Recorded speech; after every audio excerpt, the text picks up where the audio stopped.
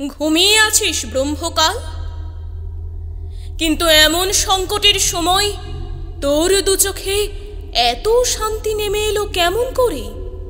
পথে বেরোবার ডাক আসতে চলেছে, চোখ খোল। এই দেখ, তোর ভবানী তোকে স্বয়ং সঙ্গে নিতে চায়। শয্যায় শায়িত শরীরটা যে দরদর করে ঘেমে যাচ্ছে, সেটা বেশ ভালোই টের পাচ্ছিলাম। তবে শত চেষ্টা করেও কোনো উত্তর দিতে পারিনি। মনে হচ্ছিল হাত পায়ের সাথে মুখটাও যেন ভার হয়ে এসেছে। তোর শক্তি দিয়ে আমার পায়ের শিকল খণ্ডন কর। আমি যে এই অভিশপ্ত মন্দিরে আটকা পড়ে আছি।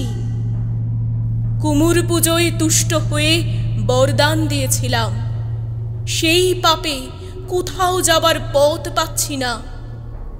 এমন কিছু কর যাতে ও নিজের প্রতিজ্ঞা থেকে সরে আসতে বাধ্য হয়। মা গো, এটা কি ঘোর নাকি বাস্তব? আমার মধ্যে সবকিছু কেমন যেন মিলেমিশে একাকার হয়ে যাচ্ছে। আমি চোখ খুলতে পারছি না কেন মা? আমার দুরবস্থা তুই সহ্য করতে পারবি না। আগে আমার মনস্কামনা পূর্ণ কর, তারপর দর্শন লাভ করবি। তাই হবে। শুধু বলে দাও আমায় কোথায় যেতে হবে। ঘর থেকে বেরিয়ে যেদিকে দু চোখ যায় সেদিকে যাত্রা শুরু কর। পথে যার যেমন প্রয়োজন হবে সে তোকে তেমন করে খুঁজে নেবে। মা, কিন্তু আসল লক্ষ্য অনুধাবন করব কেমন করে? দেবী কাত্যায়নীর নাম জপ কর। ওনার মন্দিরে পৌঁছানোর পরবর্তী সময় থেকে এই যাত্রার সূত্রপাত ঘটবে। যথা আজ্ঞা দেবী। বিজয়ী ভব। জয় ভবানী, জয় মা, জয় মা।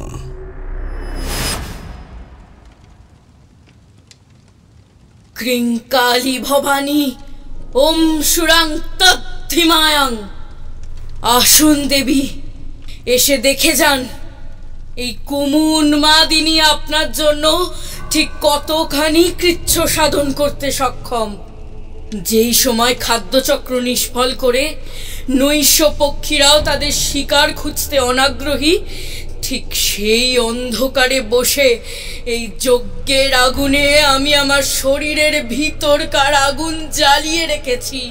পক্ষী জগৎ থেকে শুরু করে প্রাণীকুল তাদের সঙ্গিনীর সাথে বিহারে মত্ত, আবার কেউ হয়তো একটু উষ্ণতার জন্য খুঁজে চলেছে কোনো ওম লাগা জঠরের ঢাল।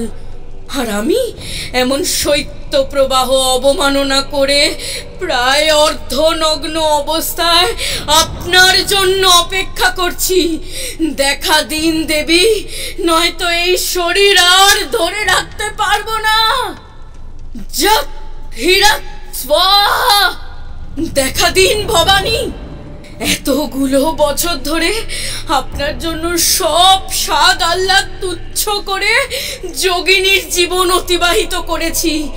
আজকের এই পুণ্য তিথিতে আপনার এমন উদাসীনতা আমাকে বড্ড পীড়ন করছে। পথ দেখাতে ধরা দিন। ঝড় উঠিয়ে আমাকে ভয় দেখাতে চাইছেন?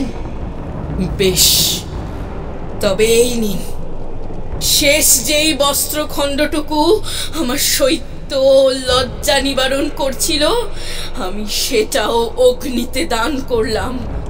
সাধনার পথে এক ফালি সুতোর জন্যেও মায়া রাখতে নেই। এইবার এই সূচ নিয়ে আমার হস্তে তা প্রবেশ করলাম।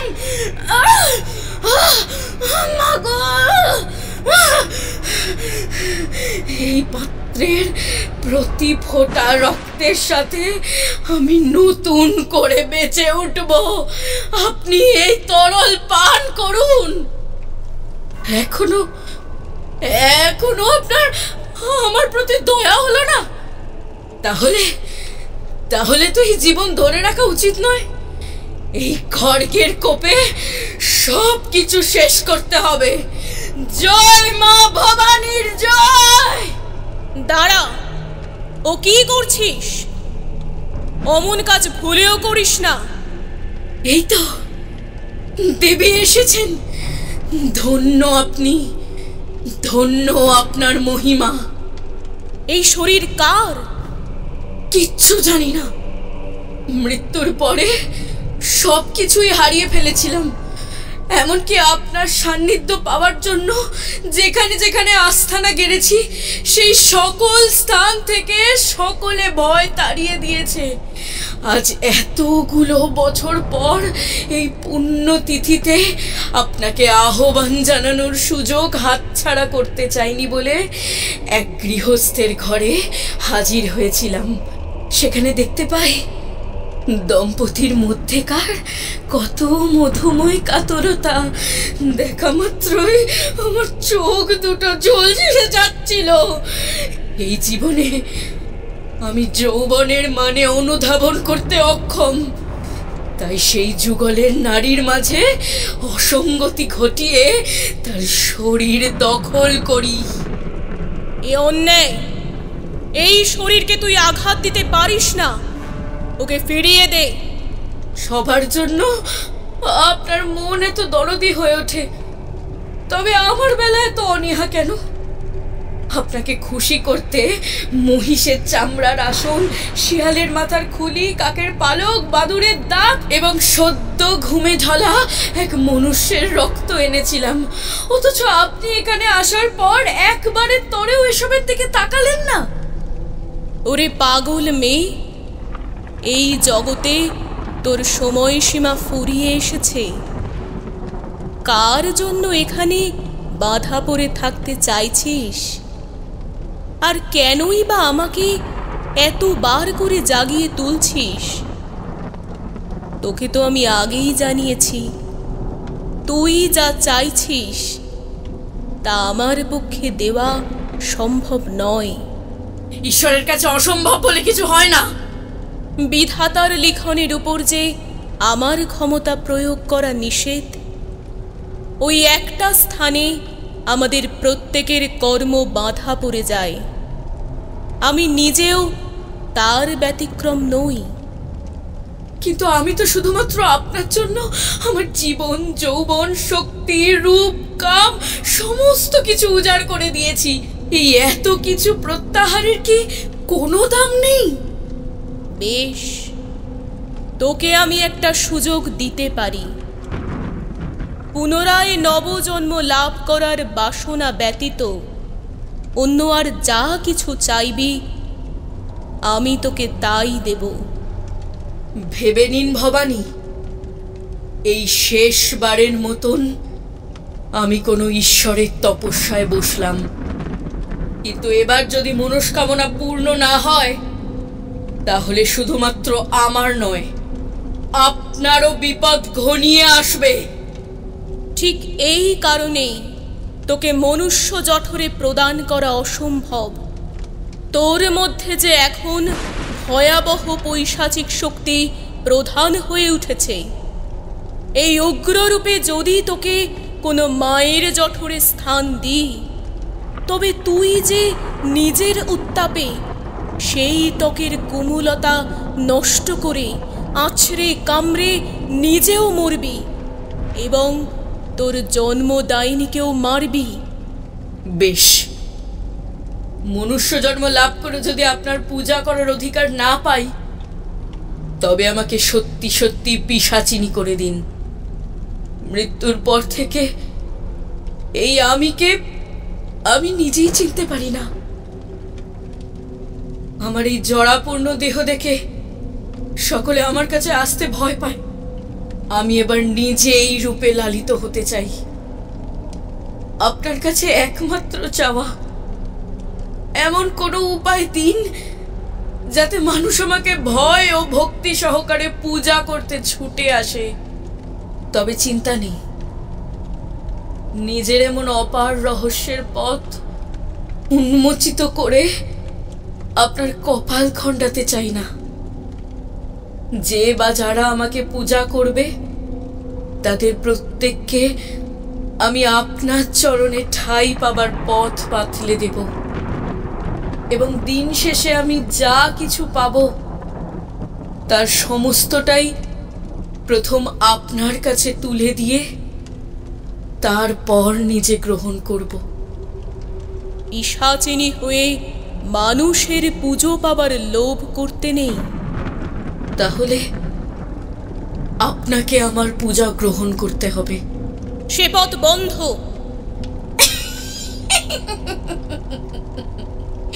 শুনেছি জমিদার গৃহে আপনার বসতি, সেখানে গিয়ে সবকটাকে চিবিয়ে খেলে ওদের আপনার প্রতি সমস্ত বিশ্বাস উঠে যাবে। খবরদার, আমার ভক্তদের দিকে চোখ তুলে তাকালে তোর ওই সর্বনাশী চোখ আমি নষ্ট করে দেব। তাহলে আপনাকে পূজা করার পথ দেখান। আচ্ছা বেশ, তাই হবে, কিন্তু এর জন্য আমার একটি শর্ত রয়েছে। বলুন, আপনার সব শর্তে আমি রাজি আছি। যেহেতু তুই পুনরায় এই ধরাধামে মনুষ্য রূপে জন্মগ্রহণ করতে পারবি না, তাই অন্য কোনো শিশুকে দেখে তার জন্মে লালায়িত হয়ে তার দেহে প্রবেশ করার মতো নিকৃষ্ট কাজ করার বাসনা মনেও আনবি না, এবং কখনো এই গ্রামের কোনো শিশুকে বধ করার প্রয়াস করবি না। মনে থাকবে। তোকে আমি পুজো পেতে দিতে পারবো না, কিন্তু আমার পূজার জন্য তুই সামগ্রী চয়ন করার অধিকার পাবি। সেটা কেমন করে সম্ভব? বর্তমানে জমিদারের প্রধান ময়রা হলো ছিদাম। ওর পিতা ছিলেন আমার পরম ভক্ত। কোন ফল আমার পুজোয় লাগবে, কোন মিষ্টান্ন আমার সামনে অর্পণ করা হবে, সেই সমস্ত কিছু সে নিজে নির্বাচন করত। আজ থেকে আমার পুজোর এই সামগ্রী চয়নের ভার তোর উপর দিলাম। তবে ছিদামকে মাধ্যম হিসেবে কেমন করে রাজি করাবি, সেটা তোকে নিজ বুদ্ধি দিয়ে লাভ করতে হবে। তাই হবে দেবী। এবার দেখি আমার জন্য কি এনেছিস। এই শিয়ালের খুলিটা ধরুন, এতে আপনার জন্য বিশেষ সুরা প্রস্তুত করা হয়েছে। খেয়ে দেখুন, একেবারে টাটকা মানুষের রক্ত। কিন্তু এসব খেয়ে যে আমার ক্ষুধা নিবারণ হবে না। আমার জন্য পাক কর্ম সমন্বিত ভোগ দে। কিন্তু প্রেত দশায় থেকে তো আগুন স্পর্শ করা যায় না, তাহলে আমি আপনার জন্য রান্না করব কেমন করে? এতক্ষণ আমার পুজো করবি বলে এত কদুল করলি, আর এখন তোর হাতে দুটি খেতে চেয়েছি বলে সেই অন্ন জোটাতে পারছিস না। কেমন ভক্ত তুই! বুঝেছি, আপনি আমার পরীক্ষা নিচ্ছেন। শুনে রাখুন, এত সহজে এই পিশাচিনী পিছু পা হবে না। আপনাকে আমি এখানকার শ্রেষ্ঠ ভোগ অর্পণ করব, যা জীবনে কেউ চোখে দেখেনি। তার পরিবর্তে আপনাকে কিন্তু চিরকাল আমার হয়ে থাকতে হবে। আমি তো কারো একার নই। কিন্তু আমার ভোগ গ্রহণ করার পর আপনি কেবল আমার একারই থাকবেন। কি অভিসন্ধি করছিস তুই?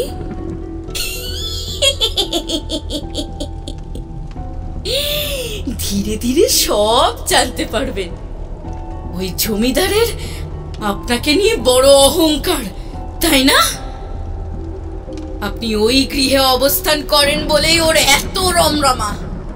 আমি ওই বিগ্রহকে তুচ্ছ করার চেষ্টা করব। এমন কিছু করিস না যাতে আমার আশীর্বাদ তোর জীবনে অভিশাপ হয়ে নেমে আসে। আমার জীবনটাই তো আপনি কেড়ে নিয়েছেন, নতুন করে কিভাবে শান্তি দেবেন? ভুল করছিস। একদিন সবাইকেই মরতে হয়।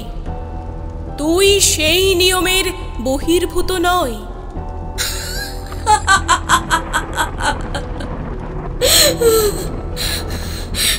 দেবী, দেবী আমাকে ক্ষমা করুন। নিজে অজ্ঞতায় আপনাকে ডেকে এনেও এমন শূন্য হাতে পাঠাতে হচ্ছে, কিন্তু আমি কথা দিচ্ছি আগত অমাবস্যায় আপনাকে পাত পেড়ে খাওয়াবো। বেশ, জমিদার গৃহে পূজা সম্পন্ন হলেই আমি ধরে নেব ওখানে তোর গন্ধ লেগে রয়েছে। সকলের মাঝে বসেই তুই আমার আশিস পেয়েছিস। মনে রাখিস, এই সুযোগের রশ্মি কিন্তু তোর হাতেই রয়েছে, ভুলেও অপব্যবহার করিস না। আজ আমি চললাম, আশা করি তুই আমার বরদানের মান্যতা রাখবি। রাখবো দেবী, আর এমন করে আপনার সামগ্রী সাজিয়ে তুলবো যে আপনি সেসব খাবার ফেলে উঠে যেতেও পারবেন না, আবার সেগুলো নিয়ে দুই হাতে ধারণ করতেও অক্ষম হবেন। জমিদারের বাড়িতে খুব শীঘ্রই একটা উৎসব হবে, তখন নিশ্চয়ই সকলের জন্য মিষ্টির ভার পড়বে ছিদামের উপর। আর এটাই তো হবে আমার সুবর্ণ সুযোগ। রাতের বেলায় আমার শক্তিও চড়া থাকবে, এই রোষ প্রতিরোধের ক্ষমতা কারো নেই।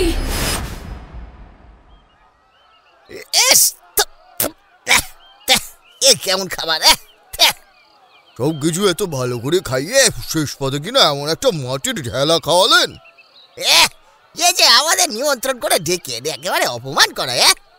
আর কখনো এই বাড়িতে পা রাখবো না, এ ঘাট হয়েছে আমার। আগে আয়োজন সব ঠিকঠাক হয়েছে তো? আবার সেই কথা বড় মুখ করে জিজ্ঞাসা করতে এসেছে। না, আপনার সব সাহস আছে বলতে হবে। আমি তো ভেবেছিলাম মারের ভয়েতে জমিদার আজ গর্তে শুয়ে দিয়ে যাবেন, তা বলি মস্করা হচ্ছে আমাদের সাথে। ক্ষমা করবেন, আমি কিছু বুঝলাম না। এসব কি মশাই? আপনি জমিদার বলে কি যা ইচ্ছে তাই করতে পারেন? এমন অখাদ্য কেউ কারো পাতে দেয়? ভুলে যাবেন না, আমরাও পার্শ্ববর্তী গ্রামের সম্মানীয় গুরুজন। হ্যাঁ, আমাদের এক ডাকে পার্শ্ববর্তী 2 গ্রামের সমস্ত মানুষজন আপনাকে সাহায্য করার জন্য ছুটে আসতে পারে, বুঝেছেন? হ্যাঁ, রাখুন তো, এত কথা না বাড়িয়ে হাত দিয়ে উঠে পড়ুন। আর সকলকে বলে বেড়াবো, জমিদার মিষ্টি খেতে ডাকলে ভুলেও যেও না, ভুলেও কখনো এই মুখো হয়েও না। না না, এমন করবেন না, এতে আমার গৃহস্থের অকল্যাণ হবে। সমস্যাটা কোথায় আমাকে একটু খুলে বলুন। এই ছাই পাশের গুঁড়ো নিজেই খেয়ে দেখুন, সব বুঝবেন। আপনাদের কোথাও একটা ভুল হচ্ছে। এটা এখানকার সবচেয়ে সেরা মিষ্টি। আমি নিজে সমস্ত খাঁটি জিনিস এনে প্রস্তুত করেছি। এই শুনুন, এমন কিছু বানিয়েছেন যা ভক্ষণ করলে আমাদের প্রাণটাই উড়িয়ে যাবে। আহা, যাবেন না। শুনুন শুনুন, আমি হাত জোড় করে আপনাদের কাছে ক্ষমা চাইছি। একবার অপমান করার পর ক্ষমা চাইলে সেই অপমান ফেরত নেওয়া যায় না। ছিদাম, এই ছিদাম, এক্ষুনি এদিকে আয় বলছি। আজ্ঞে কর্তা। তোর তৈরি করা মিষ্টি পাতে তুলতেই আমার সমস্ত আত্মীয়রা আমার মুখে চুন কালি লেপে বিদায় নিয়েছে। সত্যি করে বলতো, এর পেছনে তুই কি মতলব করেছিস? আমি তো নিজেই কিছু বুঝতে পারছি না কর্তা, এমনটা তো হওয়ার কথা নয়। তোর বউ কোথায়? কাজ সেরে বাড়িতে ফিরে গেছে কর্তা। ও কোনো অঘটন ঘটায়নি তো? না কর্তা, আমরা আপনার পুরনো লোক, আপনার খ্যাতি মানে আমাদের খ্যাতি। চুপ কর জানোয়ার। আজ বাড়ি ভর্তি লোকজন না থাকলে তোকে এখনই চাবুকের বাড়ি মারতে মারতে এখান থেকে দূর করে দিতাম। অত ভাগা, দূর হ, আমার চোখের সামনে থেকে দূর হ। আজ সারা দিন এই বাড়ির আশেপাশেও যেন তোদের ঘেঁষতে না দেখি। এই, কে আছিস?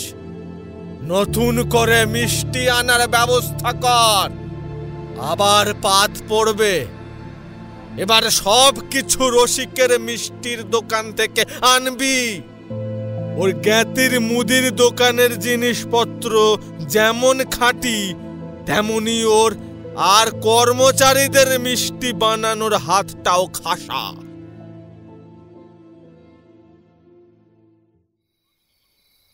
কি গো, বলি কাজের কথা কিছু এগোলো?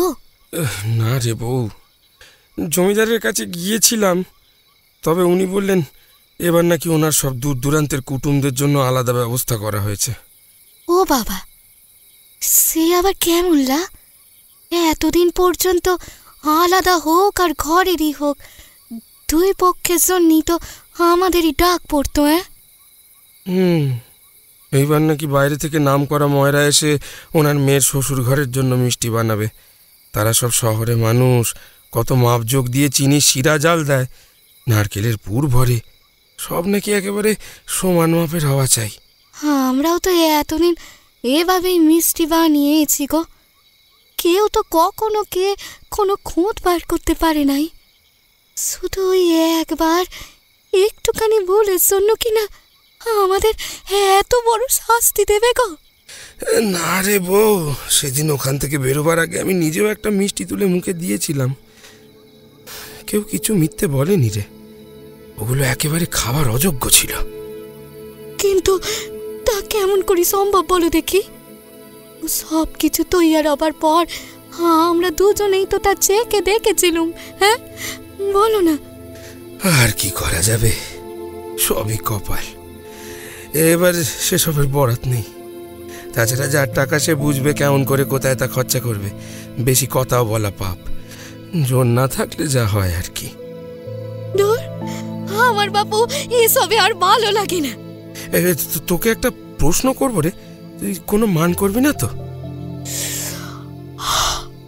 যা বলবে তাড়াতাড়ি বলো দেখি, আমার আবার খুব ঘুম পাচ্ছে। কিছুদিন আগে রাতের বেলা তোকে ওই পাগলের মতো দাপাদাপি করতে করতে দরজা খুলে বাইরে যেতে দেখেছিল। তুই আমার পিছনে এখান থেকে পালাবার কোনো মতলব করছিস না তো? তুমি কি আমারে অবিশ্বাস চাও? হ্যাঁ, স্পষ্ট নারী মনে করো আমারে? ছি, তা কেন হবে? জানো তো, আমি না আজও ভাবতে পারি না সেদিন সে আমার কি হয়েছিল। তবে এটুকু মনে পড়ে, এই একখানা শরীরের মধ্যে না কেউ যেন জোর করে আসার চেষ্টা করছিল গো। তারপর সে কি হলো, কোথায় গেল, আমি সে কি বলেছি, তারপর আমার সে আর কিছুই মনে পড়ে না। আরে সেদিন যখন ফিরে এলি তখন তো শাড়ির অবস্থা যে একেবারে ঠিক ছিল না, একেবারে নেই বললেই চলে। কেউ এমন করে দেখেছে কিনা তাও চিন্তের কথা। আর তোর হাতের মধ্যে একটু সূঁচ ফুটোবার মতো আঘাত দেখেছিল। ঠিক এভাবে আরেকদিন রাতেও তোরে বিছানায় পাই নাই। তাইলে কি আমার মধ্যে কেউ বর করেছি? হ্যাঁ, জানি না। এই, তুই কি একবার ওঝার কাছে যাবি নাকি?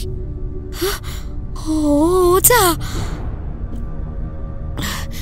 যদি খারাপ কিছু হয়, ওরা যদি আমারে ওদের কাছে আটকে রাখে, তাহলে দরকার নাই, তুই ছাড়ান দে।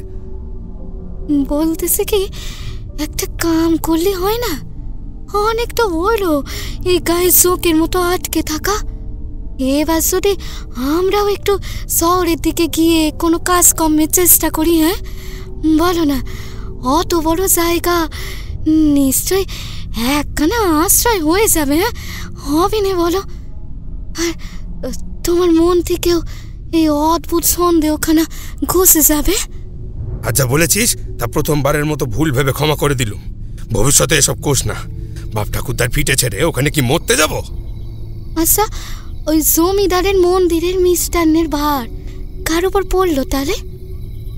মা তো নির্দয় নয়, তাই মা এখনো ওই ভাগ থেকে ঠেলা দেননি। কিন্তু অতি যা আসবে তাতে তো আমাদের মাছও গড়াবে না গো। একখানা বুদ্ধি দে তো দেখি। তা বলি, তুমি একবার ওই সময় কেঁদে কেটে তার পায়ে পড়লি না কেন? তাহলে তো কিছু একটা উপায় বার করা যেত। ছি ছি, এই তুই কি বলিস? আমি হলাম শিল্পী মানুষ। আমার বাপ ঠাকুরদা একটা সময় এখানে মিষ্টি সুদক্ষ কারিগর রূপে একাই দাপ্পে বেরিয়েছে, আর তাদের উত্তরসূরি হয় কিনা এই শিল্প প্রতিষ্ঠা করতে আমি কারো পায়ে পড়ব না? বউ, দুবেলা আত পেটা খেয়ে থাকলেও এই অনাচার আমি সইব না। রাখো তো তোমার চিচকে কাঁদুনি।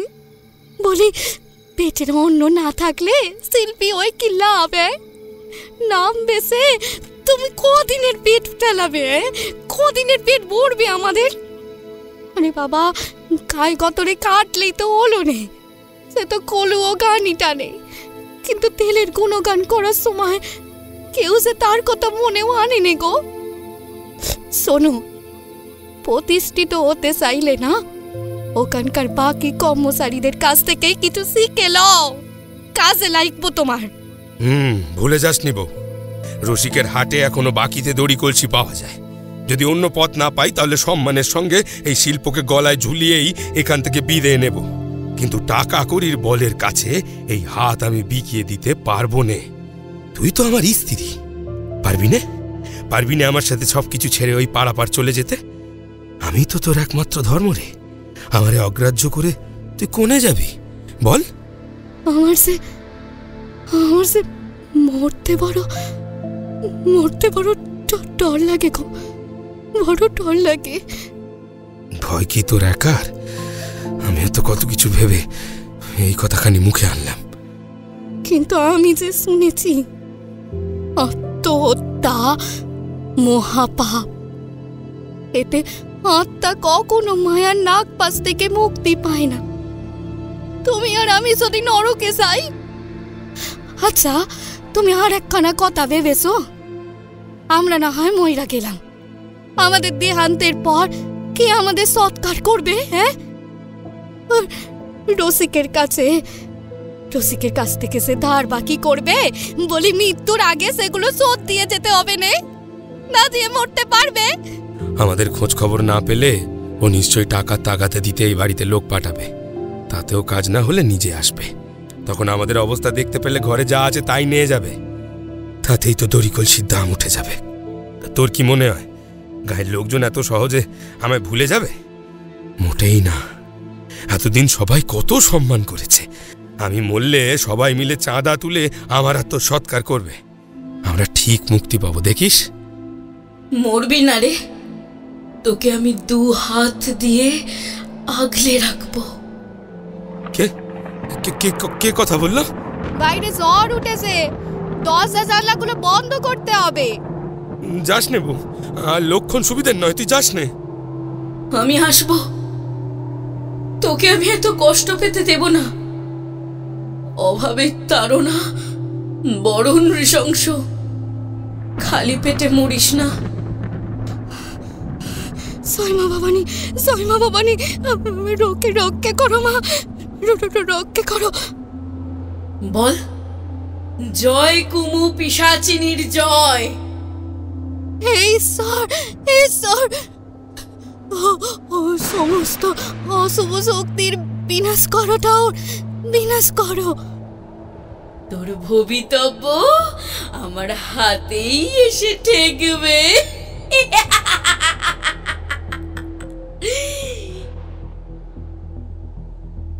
দেখতে দেখতে 2টি দিন অতিবাহিত হয়। পিশাচিনী নিজের নখ শান দিয়ে রেখেছে, মানব রক্তে তা সজ্জিত করার অপেক্ষা মাত্র। আজকেও সন্ধ্যার সময় সৌদামিনীর খোলা চুল পেয়ে তা বেয়ে উঠে শরীরটা কবজা করেছে।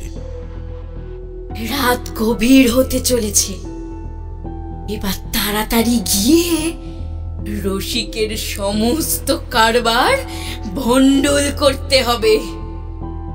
ও বেঁচে থাকলে কাঁচামালের সামগ্রী ওর দোকান থেকেই আসবে। এক কাজ করা যাক, ওকে এবার উদরস্থ করে সারা দিনের ক্লান্তি ঘুচিয়ে দিই।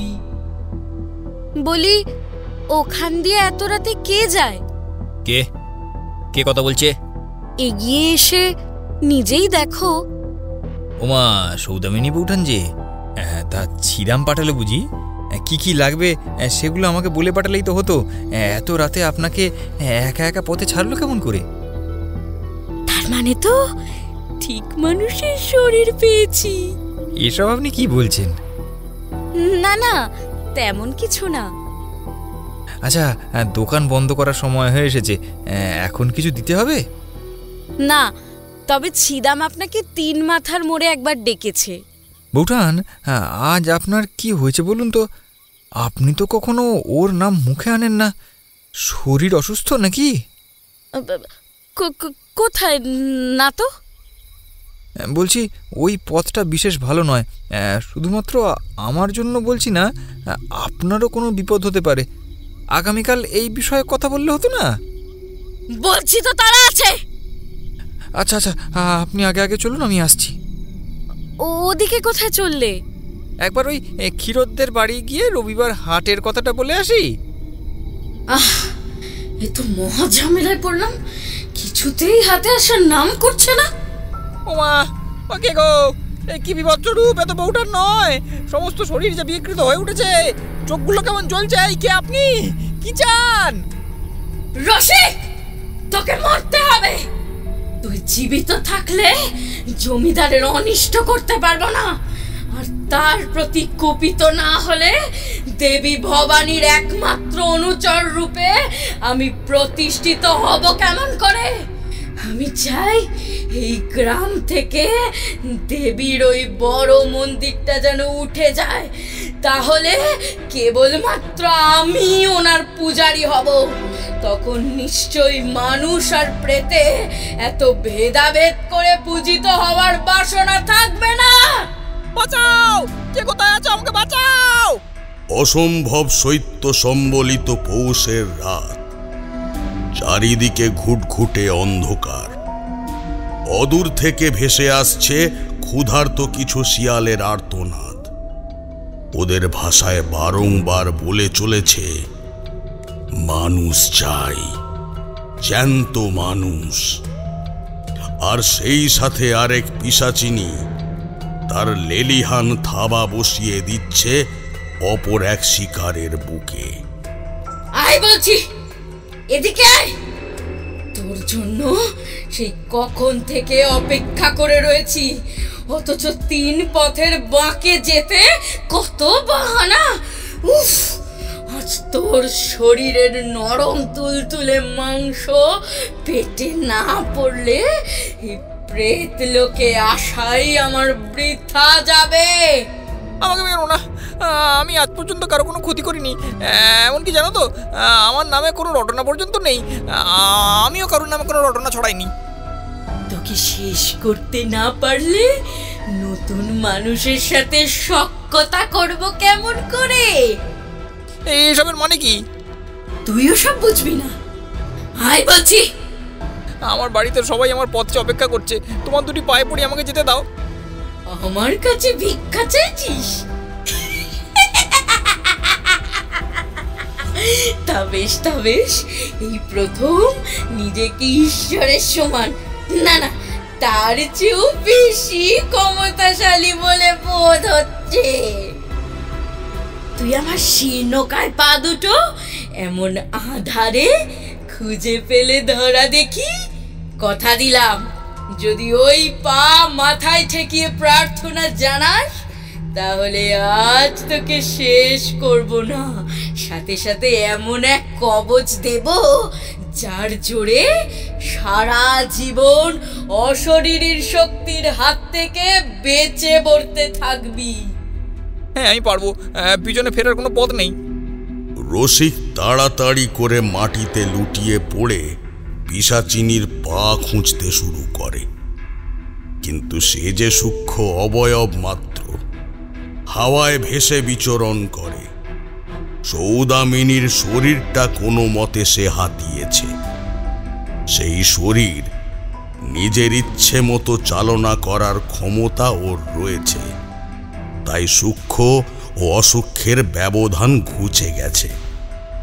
ওদিকে পিশাচিনী তাকে ছলনার জালে জড়িয়ে মারার জন্য নিজের মেরুদণ্ডবিহীন শরীরটা একেবারে বাঁকিয়ে তাকে দুটো খণ্ডে মুড়িয়ে উল্টো করে রসিকের নোয়ানো মাথার দিকে মুখাবয়ব ঝুলিয়ে দাঁড়ায়।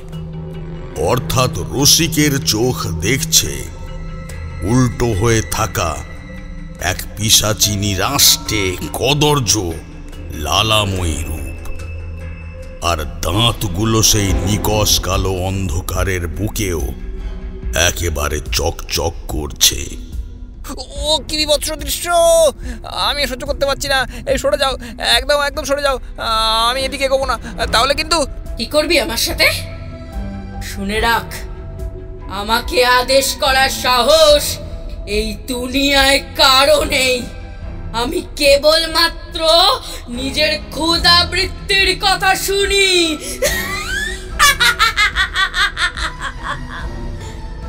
অদ্ভুত একটা জীবের ন্যায় উল্টো হয়ে হামাগুড়ি দিয়ে পিশাচিনী রসিকের বুকটা এক হাতে খামচে ধরে ওর সারা শরীরটা শূন্যে তুলে ধরে।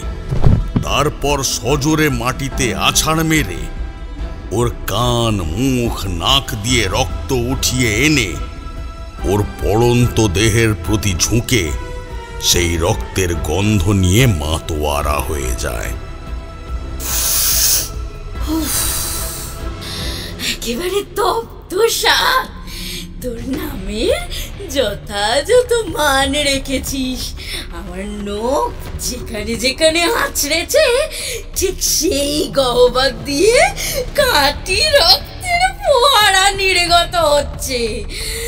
কি সারে শরীর! ঈশ্বর, রক্ষা করো! ওমা, দেখা দাও গো। আমি তোমার পুজোয় জোড়া পাটা বলি দেবো, শুধু এই যাত্রায় বাঁচিয়ে নাও মা। কেউ আসবে না। ওদের সাথে আমার পূর্বেই চুক্তি হয়ে গেছে। যে আসবে সে আর এখান থেকে ফিরে যেতে পারবে না। এবার নিজেই ভেবে দেখ, তোদের মতন পাপীদের রক্ষা করতে এসে ওরা কি নিজের সুখের ঐশ্বরিক দাপটের যাপন ত্যাগ করবে? এত মহানুভবতা ওদের নেই। তোরা মূর্খ, তাই রাত দিন জাঁকজমক করে পূজা সেরে ওদের চরণে হত্যে দিয়ে পড়ে থাকিস।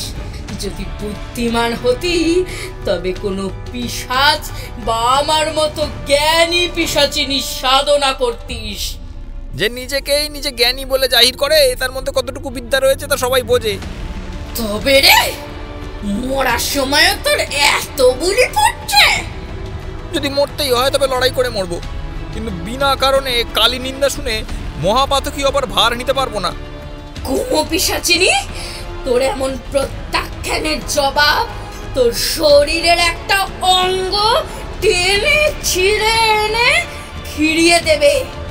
চোখের সামনে দেহতরি নিঃশেষ হতে দেখে এই সিদ্ধান্তের উপর আক্ষেপ করবি, কিন্তু প্রলাপ করার মতন শক্তিটুকুও পাবি না। বলাই বাহুল্য, এরপর আর বেশিক্ষণ রসিককে অপেক্ষা করতে হয়নি। পিশাচিনী দাঁত নখ বার করে সজোরে ওর দেহের উপর এক লাফে হামলে পড়ে। আমার লাগছে, ছেড়ে দাও, বাঁচাও! কি কোথায় আছে, আমাকে বাঁচাও! রসিকের মুখটা পিশাচিনীর নখে টুকরো টুকরো হয়ে আসছে। হাত পা কিছুক্ষণ আগেই সর্বনাশী খুবলে খেয়েছে।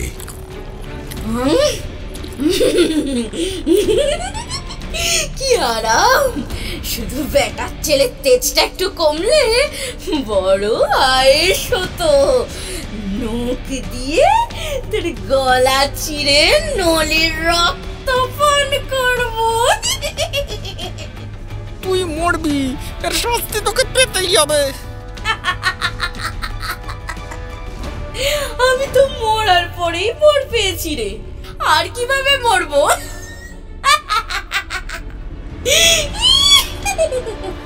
মাগো, তুই সব দেখলি মা, কিন্তু কিছু করলি না। নিথর দেহের উপর আসন কেটে বসে পিশাচিনী তার শীর্ণ দুহাতে তাজা মাংস তুলে নিচ্ছে। একবার বাম হস্ত দিয়ে নীলচে শিরাগুলো নিজের মুখে পুড়ে উল্লাস করছে, আবার সেই খাদ্য গেলার পূর্বেই দ্রুততার সাথে নিজের ডান হস্তের মাংসল থাবাটা মুখে পুড়ে কচকচ শব্দ করে চলেছে।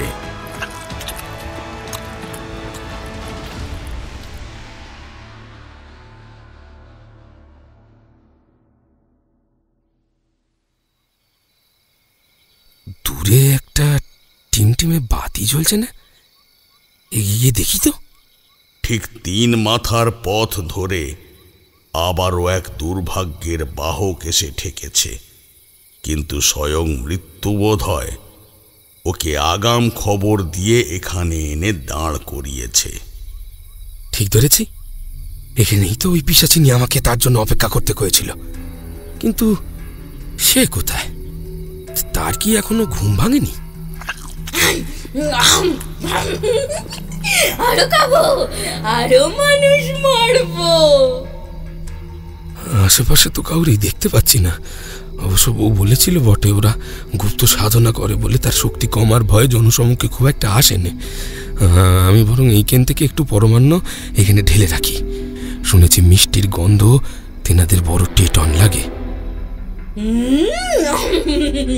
কেমন যেন নতুন কাউরের গন্ধ পাচ্ছি। কে এসেছে? বাতাস জোরালো হতে গন্ধটা ওদিক থেকে ছড়াচ্ছে। তবে আগে এই শরীরী দেহটা ছিদামের ঘরে ফেলে আসি। আমার ষড়যন্ত্রে নাচ পেলে সব নষ্ট হয়ে যাবে। ঈশ্বর, ঈশ্বর, এমন অসময় হঠাৎ ঝড় উঠে এলো যে। ওরে বাবা, না না, এখানে আর এক মুহূর্ত দাঁড়িয়ে থাকা ঠিক হবে না। আগে পেরানোতে পালাই, অন্যের কথা পরে ভাবা যাবে। দাঁড়া, একলা কোথায় যাচ্ছিস? আমার ডাকে সাড়া দিয়ে যা। তোকে 2 দিন আগে কি বলেছিলাম মনে নেই? এগুলো আমার আগমনের সংকেত। এসবে এত ভয় পেতে নেই। কে কে কথা কইল? কে? এই যে আমি এসেছি। তুই তোর কথা রেখেছিস, এবার আমার প্রতিজ্ঞা রাখার পালা। উপরের দিকে তাকিয়ে দেখ। কোথায়? কিছুই তো নেই। তোর বাম দিক ঘেঁষে যে ডালটা রয়েছে তার একেবারে উপরের দিকে চেয়ে দেখ। মগ ডালটা পেঁচিয়ে উল্টো হয়ে ঝুলে আছি আমি। এখনো ঠাউর করতে পারিসনি? মাগো, মা, কি বিভৎস দৃশ্য! দেখলে যেন সারা শরীর একেবারে গুলিয়ে ওঠে। চোখগুলো একেবারে ধক ধক করে চলছে। মাথার চুলগুলো দড়ির মতো পাক দিয়ে ঝুলে রয়েছে। আগাটা আবার সাপের মতো ফনা দেওয়া। শরীর বলে কিছু আছে আদৌ? ইস, উপর থেকে আবার এটা কে পড়লো? আমার লোবাতুর ইন্দ্রিয়ের লালাচ্ছিন্ন। তবে ভয় পাস না, ওতে বিষ নেই। তোর মিষ্টির গন্ধ শুকে লোভ সংবরণ করা বড় দায়। কতদিন হলো পেট পুড়ে এমন মানুষের খাবার খাইনি। শুধু জীবন্ত মানুষের কাঁচা মাংস খেয়ে ভাটার ক্ষুধা নিবারণ করতে হয়েছে। কিন্তু এবার যদি হাত রগড়ে তোর মতন এক নাম করা ময়রার মিষ্টি জোটে, তবে ক্ষতি কি? আপনি যে মানুষ খান এটা তো আগে জানাননি।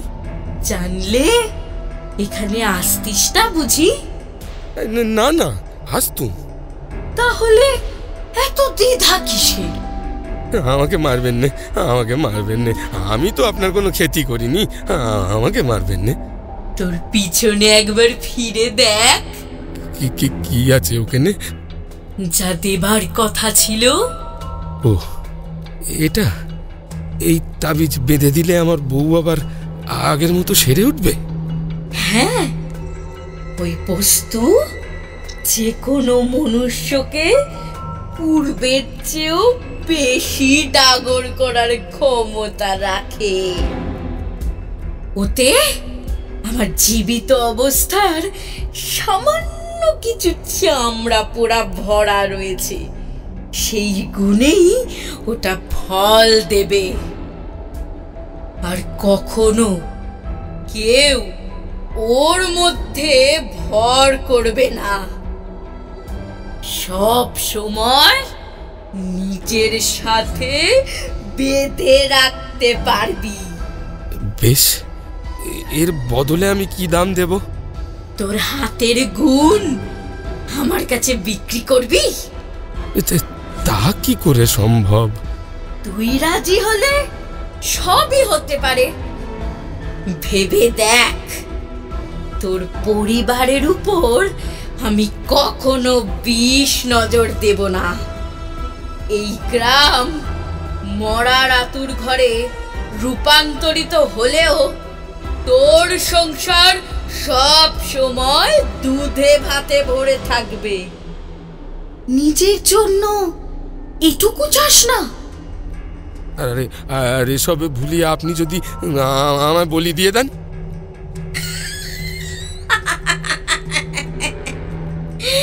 তোকে মারলে আমার ভবানীর জন্য কে রান্না করবে? এই অশরীরী আত্মায় আবদ্ধ হয়ে রয়েছি বলেই তো আমি ঈশ্বরের পূজার অস্পৃশ্য হয়ে উঠেছি। তুই হলি আমার শেষ সম্বল। তোকে কাজে লাগিয়ে আমি স্বয়ং নারায়ণকে তুষ্ট করব। তারপর তাকেই এখান থেকে দূর করে সেই জায়গায় আমি নিজে প্রতিষ্ঠিত হব। এতে যে আমার পাপ হবে। একে তো তুই বামুন নয়, যাতে ছোট, অথচ সেই পরিচয় গোপন করে দিব্যি বছরের পর বছর বংশানুক্রমিক ভাবে জমিদারের গৃহে প্রধান ময়রা হয়ে জাঁকিয়ে বসেছিলি। এই খবরটা জমিদারের কানে গেলে কি হবে ভাবতে পারছিস তো?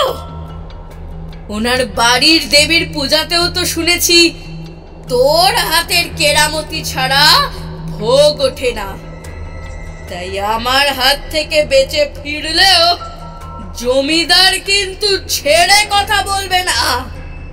ওনার বিশ্বাসের দাম তোর শরীরের শেষ রক্তবিন্দু। এসব কথা আপনি জানলেন কেমন করে? তোর বাপের খুনিকে জানিস? না না, সে তো বজ্রাঘাতে মারা গিয়েছিল। শরীরটা ছুঁয়ে দেখেছিলি? অমন ফেকাশে মুখের দিকে চাইতেও তো বড় ভয় করে। আর সেই সুযোগে একটা মিথ্যে প্রতিষ্ঠিত করানো হয়। না, আমি নিজে আমার বাবার সৎকার করেছি। তবে শোন, ওই রসিকের বাপই তোর বাপকে পিছন থেকে ছোড়া মেরে পরপারে পাঠিয়েছে। কিন্তু কেন? সে তো কারো কোনো অনিষ্ট করেনি। বেশি সৎ হওয়া না ভালো নয়। এখন যেটা রসিকের হাত নামে পরিচিত, সেটা তোর বাপের নামে নামাঙ্কিত করার কথা ছিল। এতে সবাই সম্মতি দিলেও রসিকের বাপ বিমত প্রদর্শন করে, বলে ওর হাতের মিষ্টি হলো জগৎ সেরা, তাই এর ন্যায্য দাবিদার সে নিজেই। কিন্তু জমিদারের আদেশে সেটা মান্যতা পায়নি। রসিকের বাপ তাই বাধ্য হয়ে রাতের অন্ধকারে তোর বাবাকে ভয় দেখাতে যায়। সেই সময় হাতাহাতির জেরে ওই মৃত্যু। পরে গ্রামে চাউর করা হয়। ধরিত্রী মাতা তোর বাপকে টেনেছে, তাই শেষ বেলায় দেহের এমন করুণ পরিণতি। আর সেই সময় অভিনয়ের জোরে রসিকের বাপ হয়ে ওঠে তোদের সবচেয়ে কাছের মানুষ। তোর মা শেষ বয়সে শয্যাগত হলেও নিজের পাপের ভার লাঘব করতে রসিকের বাপ সেই সময় তোর অভিভাবকের দায়িত্ব পালন করে গেছে। এই তৎপরতা দেখে জমিদার খুশি হয়ে হাতের নাম রসিকের বাপের নাম করতে চাইলে কোনো এক অজ্ঞাত ভয় সে এটা এড়িয়ে চলে। আবার আজীবন ওই নামের মাঝে বেঁচে থাকার লোভটাও ছাড়তে পারে না। তাই শেষমেশ রত্নাকর নাম থেকে সরে এসে সবটা রসিকের নামে করে দেয়। ওই রসিকের বাপের শাস্তি আমি ওর ছেলেকে ভোগ করাবো। চিন্তা নেই, তোর পথের কাঁটা আমি নিজেই সরিয়ে দিয়েছি। সেটা কেমন করে? এই দেখ। মাগো, এ আপনি কি করলেন? ওর মুন্ডুটা কেটে নিয়ে এমন করে ঘুরে বেড়াচ্ছেন। এত নৃশংসতার কথা আমি দুঃস্বপ্নে ভাবতে পারিনি। আমি তোর সঙ্গ দেব। আমার কথা মেনে চলবি তো? পাপের ভয় করিস না। আমার কথা শুনে চললে কোনো পাপ তোকে স্পর্শও করতে পারবে না। বেশ, এবার বলুন আমাকে আপনার জন্য ঠিক কেমন মিষ্টি তৈরি করে দিতে হবে? সামান্য কিছু ক্লেশ সহ্য করতে পারবি? আজ্ঞে হ্যাঁ, আপনি শুধু প্রক্রিয়াটি বলে দেন। তবে শোন, আমিষাশী বস্তু রেখে ছাপার ছাঁচে ক্ষীরকুলির সন্দেশ তুলতে গেলে অমাবস্যার আগের রাতে আমায় শিকার ধরতে হবে, নয়তো অমাবস্যার ঘুটঘুটে অন্ধকারে দেবীর জন্য থালা সাজাতে পারবো না। আমি ছলে বলে একটা মানুষকে ধরে এনে ওর মুন্ডুটা কেটে ওই বটতলায় ফেলে যাব। তুই নির্দিষ্ট সময় সেখানে হাজির হয়ে ওটা পুকুরের জলে ধুয়ে রক্তমাখা ধুলোবালি মুছে আমার পূজার থানে নিয়ে যাবি। তারপর মানুষের ওই কাটা মুন্ডুর উপর থেকে একেবারে নিখুঁত করে চামড়া টেনে ছিঁড়ে লোম, ময়লা, মৃতকোষ এই সব কিছু একেবারে পরিষ্কার করে রাখবি। তারপর ধীরে ধীরে ধারালো অস্ত্র দিয়ে এক কোপে নাক বরাবর মুন্ডুটা দুভাগ করে পটাপট খুলে নিবি। সেখানকার এক একটি মাংসের কোষ পৃথক করতে করতে যখন দেখবি ভিতরকার সাদা অস্থি উকি দিতে শুরু করেছে, ঠিক তখন তাকাবি পূর্বেকার একটি ছোট্ট স্থানে, যেখানে মানব দেহ সঞ্চিত করে রাখে সব থেকে মূল্যবান সম্পদ, থকথকে মগজ। দেখা মাত্রই সেই ঘিলুটা টেনে বার করে নিয়ে তা বেশ কিছুক্ষণ দুধে ভিজিয়ে রেখে আবার চোখ ফেলবি মোটা চামড়ার দিকে। তারপর শিরা, উপশিরা ও মাংসগুলো আলাদা করে সরিয়ে রাখবি দেবীর অনুচরদের জন্য। এরপর একেবারে অস্থিটা তুলে দুধ ও গঙ্গা জলে তা ধৌত করে মুছে নিবি। ওকে আধার রূপে চুলোর উপর বসিয়ে তার মধ্যে মগজের দুগ্ধ ভেজা মজ্জা রস আর সাথে বেশ খানিকটা খাঁটি ক্ষীর নিয়ে টকবক করে ফুটতে দিবি। সেটা যখন জাল হয়ে আসবে তারপর তাতে চিনি দিয়ে সেটা উপাদেয় করে তুলবি। এরপর সেই ক্ষীর ঠান্ডা হয়ে এলে তা পরিমাণ মতো হাতে তুলে মুঠো করে পাথরের ছাপের জায়গায় মানুষের খুলির মধ্যে লেপে সেই পুরু ছাপ তুলবি। এভাবে ঠিক 5টা ক্ষীরখুলির সন্দেশ তৈয়ার করতে হবে। আর নিজে এগুলো করার আগে চন্দন দিয়ে স্নান সেরে ধোয়া পোশাক পরিধান করবি। কোনো ময়লা বা খুঁত থাকলে কিন্তু ক্ষীর টকে যাবে। এতক্ষণ যা বলেছি সব মাথায় ঢুকেছে তো? হ্যাঁ, বুঝেছি। এবার আসল কাজটার কথা শোন। আরো কিছু আছে? হ্যাঁ, নয়তো কোনো মানুষের সাহায্য নেবার প্রয়োজন হতো না। শোন, জমিদার বাড়িতেও তো অমাবস্যার রাতে দেবী ভবানীর পূজা হয়। আগে হ্যাঁ। সেখানকার মিষ্টান্ন কবে তৈরি করবি? একেবারে দিনের দিন। বেশ, সব কিছু তৈরি হবে ঠিকই, তবে পূজার সময় কলা পাতার তলায় দেওয়া হবে আমার মস্তিষ্ক প্রসূত এমন সব অদ্ভুত নৈবেদ্য। হতে পারে না, সবাই এসব পচা মাংসের গন্ধ পেলে ওখান থেকে ভয় পালাবে, আর জমিদার মশাই আমার গদ্দান নেবেন। জমিদার তখন ভবানী দেবী প্রস্থানের শোকে কাতর হয়ে উঠবেন। তোর দিকে যখন নজর যাবে তার আগেই তুই সব বিপদ থেকে আড়ালে চলে যাবি। সেটা কেমন করে হবে? এত প্রশ্ন করিস না, শুধু বিশ্বাস রাখ। কোনো ভুল হবার ফল বিভৎস মৃত্যু। এটা মনে রেখে কাজ করলেই দেখবি সব সময় মতো হয়ে যাচ্ছে। এর বদলে আমি কি পাবো? কি চাস বল? সামান্য কিছু কুড়ি পেলে একটু চাল কিনতাম, ঘরে তো সবই বারন্ত। আমার সাথে আয়। রসিকের কঙ্কালটা এখন জঙ্গলের ধারে পড়ে রয়েছে।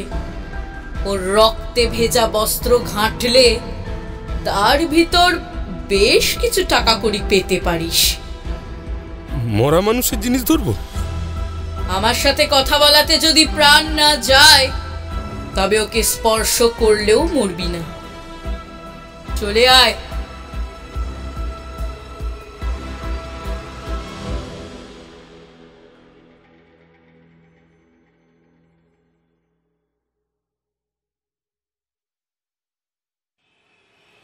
বিকেলের ফুরফুরে বাতাস গায়ে মেখে আমি আর প্রতাপ হেঁটে চলেছি ব্রহ্মকাল বাবার বাড়ির উদ্দেশ্যে।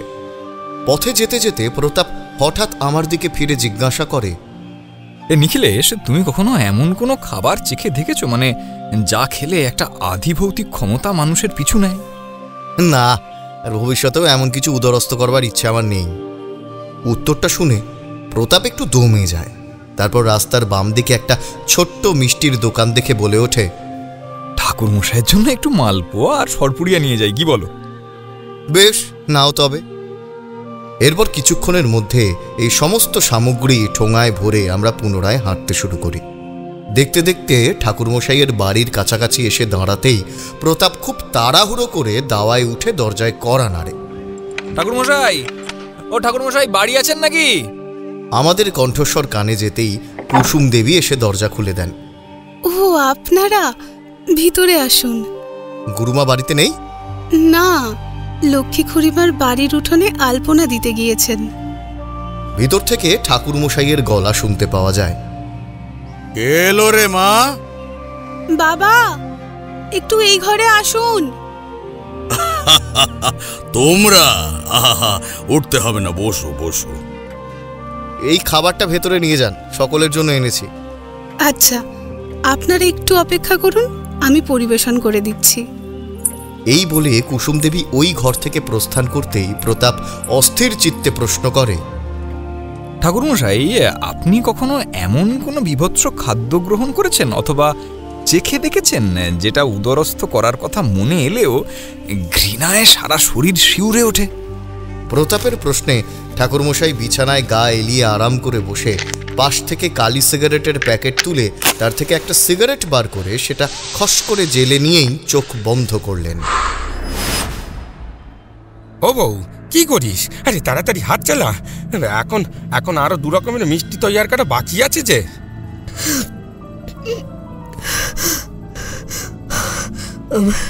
আমার শরীরটা সাথ দিতেছে না গো। কেন, কি হয়েছে? গতকাল রাত অবধি তো দিব্যি ছিলি। কি রে, গা পাক দিতেছে? অবশ্যই এটাই তো স্বাভাবিক। এমন কাজ তো আগে করি নাই। কয়টা টাকা শুননি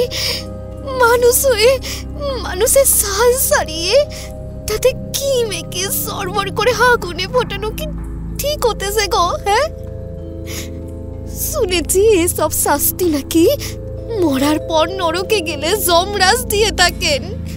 তো কি চাস? হ্যাঁ, এই মন্দার বাজারে না খেয়ে মরবি? এর সে ঢের ভালো গো। আমি মরবো নেব, তোর কষ্ট হলে উঠে যা, আমি একাই সামলে নেব। কিন্তু বায়না যখন নিয়েছি তখন হাতের কাজ সম্পূর্ণ না করে কিছুতেই উঠবো না। আমাদের বংশের মানুষের মুখের কথার বড় দর, সেই কারণেই তো এখনো খুঁটো পয়সার হাল হলেও অচল হয়নি। কিন্তু দেবী এসে অভুক্ত অবস্থায় ফিরে গেলে যে আমাদের মৃত্যু নিশ্চিত। তোর নয়, যা কিছু হবার তা একা আমার হবে। শুনো, কথা বাড়িয়ে আর লাভ নেই। ওই কৃত চর্মের পিঠাগুলো সবকটাকে তুলে রাখো। এই পথটা ও এগিয়েছে। হ্যাঁ রে, এর ভিতর কিসের পুর ভরেছিস? ওই তো তুমি যেমনটি বলেছিলে ঠিক সেভাবেই তো মানুষের কলসে মেখে ভরা আছে। এগুলো আদৌ মা ভবানী খাবেন? তন্ত্রে সে কত কি করতে হয়, সারো, সেসব তুমি বুঝবে না। তুই সব জানিস বুঝি? সব না, তাই কিছু জানি তো বটে।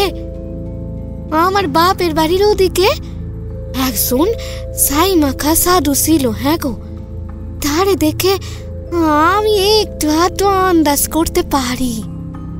ও মা গো, এই দেখো দেখি এত হাওয়া দিতেছে কেন বলো দেখি? ও চুলার আগুনটা যে নিভে যাবে।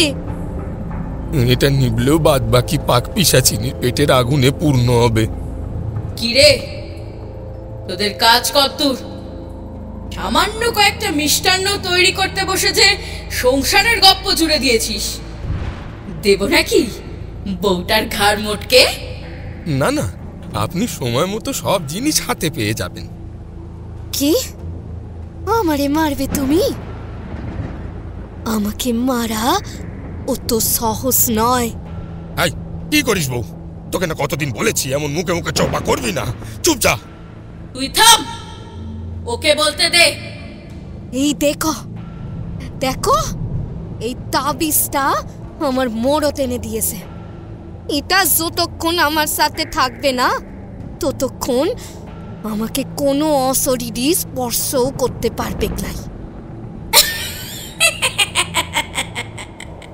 এই জন্যই বলে মেয়ে মানুষের বুদ্ধিতে চললে সংসার একেবারে রসাতলে যায়। তবে শোন, যার ভরসায় আমার উপর হুঙ্কার ছাড়ছিস তা আমারই দান। এসব কি সত্যি?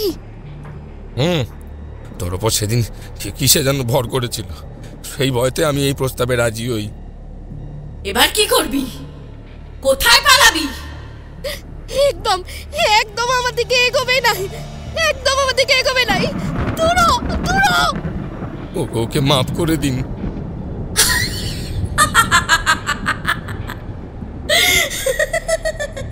আজ আর একটা মরবে।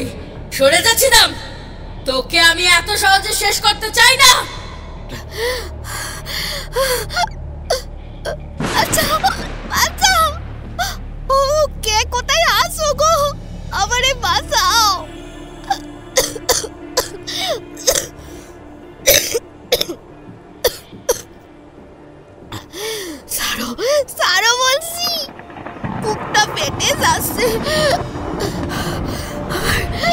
আমার দম বন্ধ হয়ে আসছে।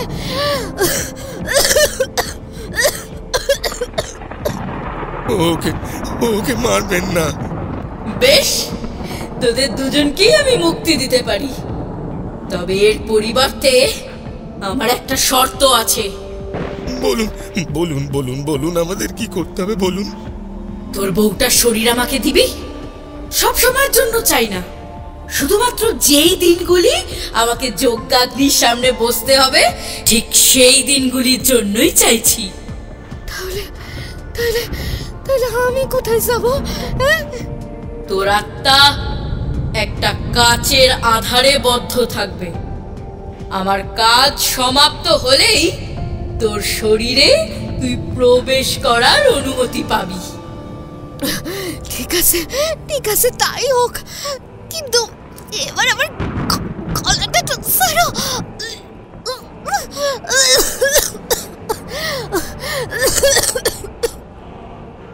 এবার তাড়াতাড়ি যা কিছু বাকি আছে সব সেরে ফেল। আজকের এই পুণ্যতিথিতেই তোর শরীর ধারণ করে আমি যজ্ঞে বসবো। বাবা, আপনাদের জন্য খাবারটা এখানে রাখলাম। ঠাকুরমশাই, সেই কখন থেকে কি এত ভাবছেন বলুন তো? তোমরা আজ নিজেদের অজান্তেই সাথে করে একটা ঘটনার স্মৃতি বয়ে এনেছ। গ্রাম বাংলার কিছু প্রাচীন মিষ্টান্ন নিয়ে আমার অতীতে একটি কাহিনী রয়েছে, তবে সেই পাক ক্রিয়া একেবারেই স্বতন্ত্র, বা বলা ভালো নারকীয়। তাহলে আজ সেই কাহিনীর সাথেই আমাদের পরিচিত করিয়ে দিন। বেশ, শোনো তবে। কাহিনীর সময়কাল আমার সাধনার মধ্যম পর্বের। সেই সময় আমি দেবী কাত্যায়নীর ধ্যানে মগ্ন। তবে খবর আসে, যেই মন্দির প্রাঙ্গণে বেশ কিছুদিন যাবৎ ঠাঁই নিয়েছি, সেই আশ্রয় খুব শীঘ্রই পরিত্যাগ করতে হবে, কারণ মন্দির বিনির্মাণের জন্য কাজকর্ম শুরু হবে।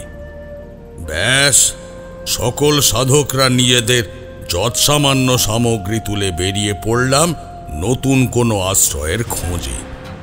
কিন্তু মজার ব্যাপার হলো, কেউ কারো সাথে যায়নি। প্রত্যেকেই নিজেদের জন্য পৃথক পৃথক পথ বেছে নিলাম। আমার ভাগে পড়ল পূর্ব সীমান্ত। গোটা একদিন নাওয়া খাওয়া ঘুম ভুলে পদব্রজে পূর্ব আশ্রয়ের সীমানা পেরিয়ে উপস্থিত হলাম নতুন একটা গ্রামে। তখনও পর্যন্ত স্থানের নাম অজানাই ছিল।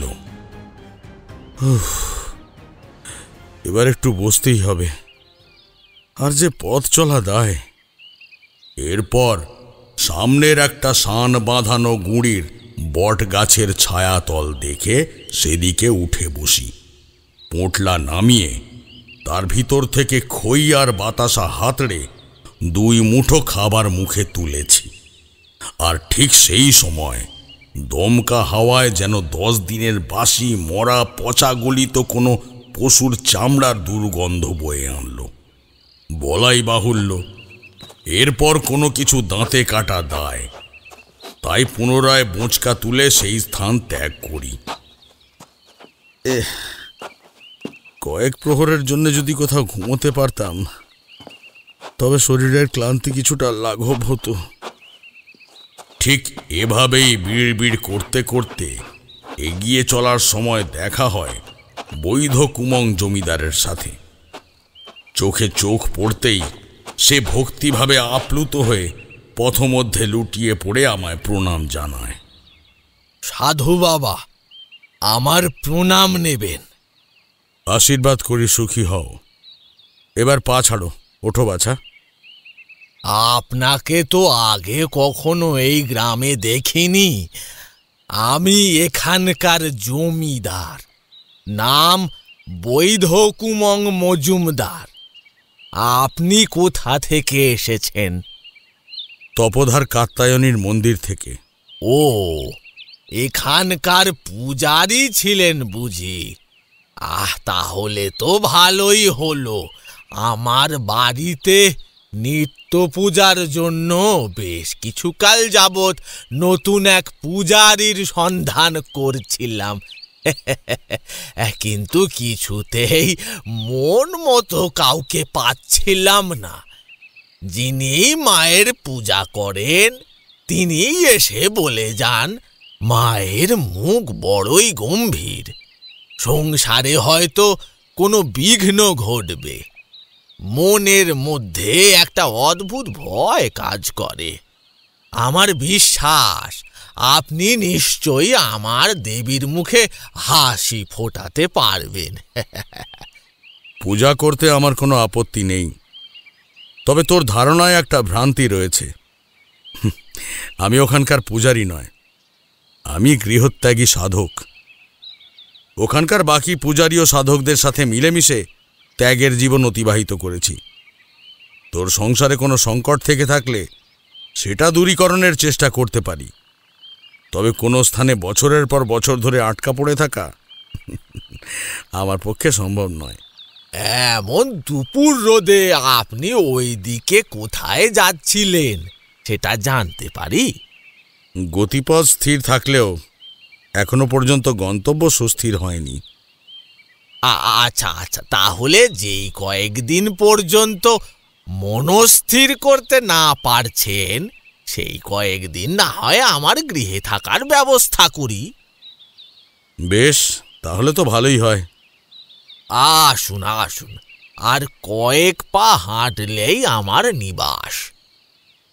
এরপর আরো কিছু খবরাখবর জিজ্ঞেস করতে করতে জমিদার এগিয়ে চলে, আর আমি তাকে অনুসরণ করে চলার সময় চারিপাশের প্রাকৃতিক দৃশ্য দেখে একটু অসঙ্গতি অনুভব করি।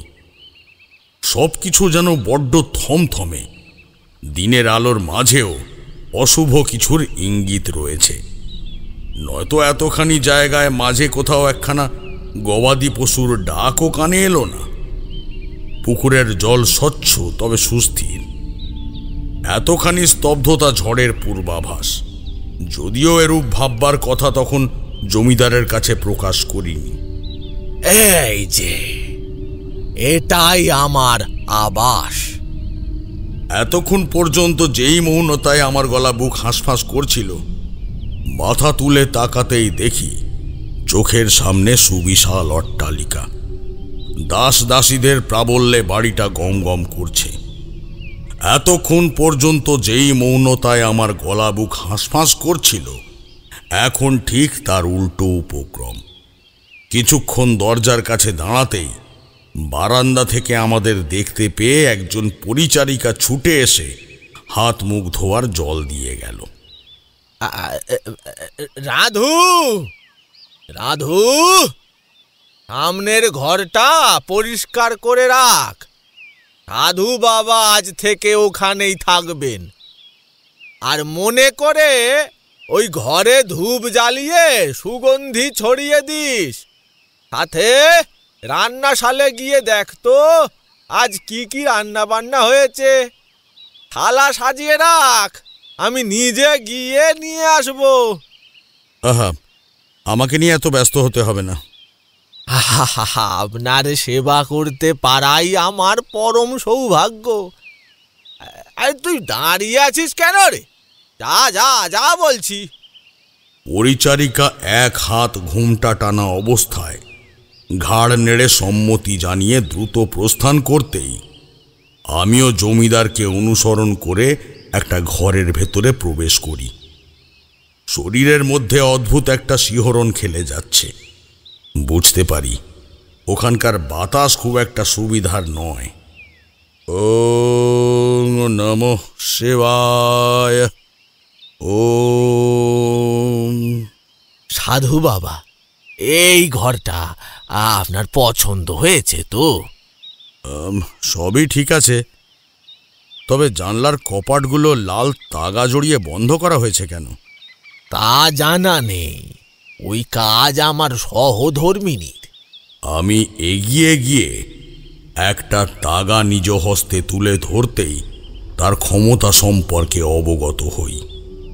তাগাগুলোর এক প্রান্তে একটি কড়ি ও অপর প্রান্তে পক্ষী জাতীয় কোনো প্রাণীর শুকনো হাড়ের টুকরো বাঁধা রয়েছে।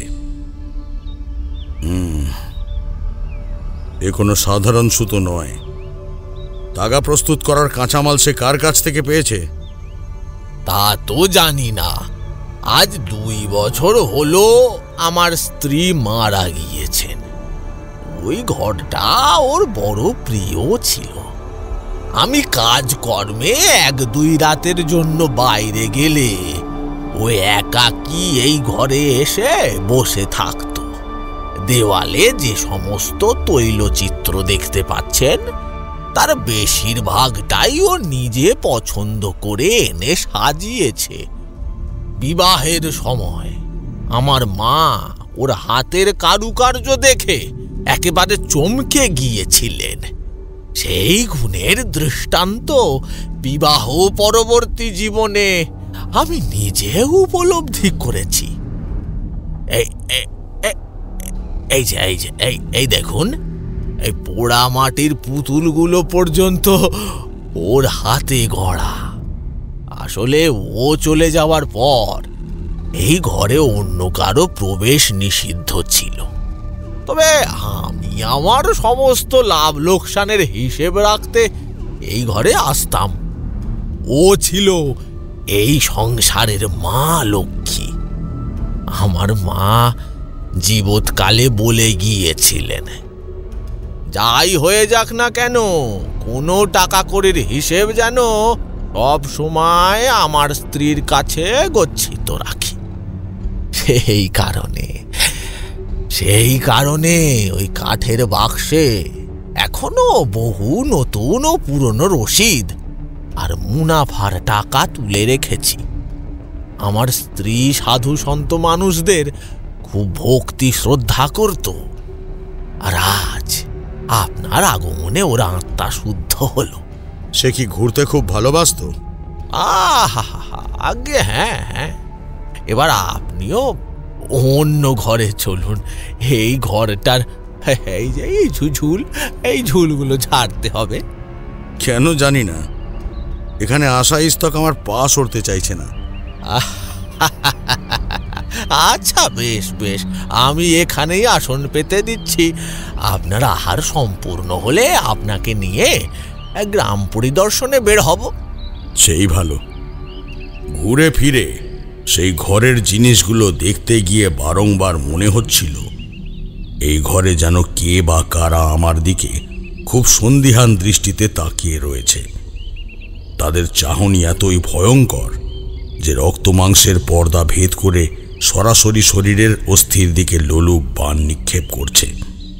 আর সেই সঙ্গে একটা কটর মটর শব্দ হয়ে চলেছে, ঠিক যেমন কাঠে ঘুন পোকা লাগলে অবিরাম একটা ঝিমুনি ধরানোর শব্দ টানে, সেই রকম।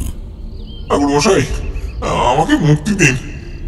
আমাকে মুক্তি দিতে অপারগ হলে আমি আপনাকে ওই জগৎ থেকে সরিয়ে ফেলতে বাধ্য হবো। কিন্তু কে রয়েছে এই ঘরে? আপনি আমাকে চিনবেন না, তবে এইটুকু শুনে রাখুন, এই স্থান আপনার জন্য নিরাপদ নয়। তুই আমার সামনে এসে কথা বল। দিনের আলোতে আমাকে দেখবেন কেমন করে? আমি যে রাত প্রহরী।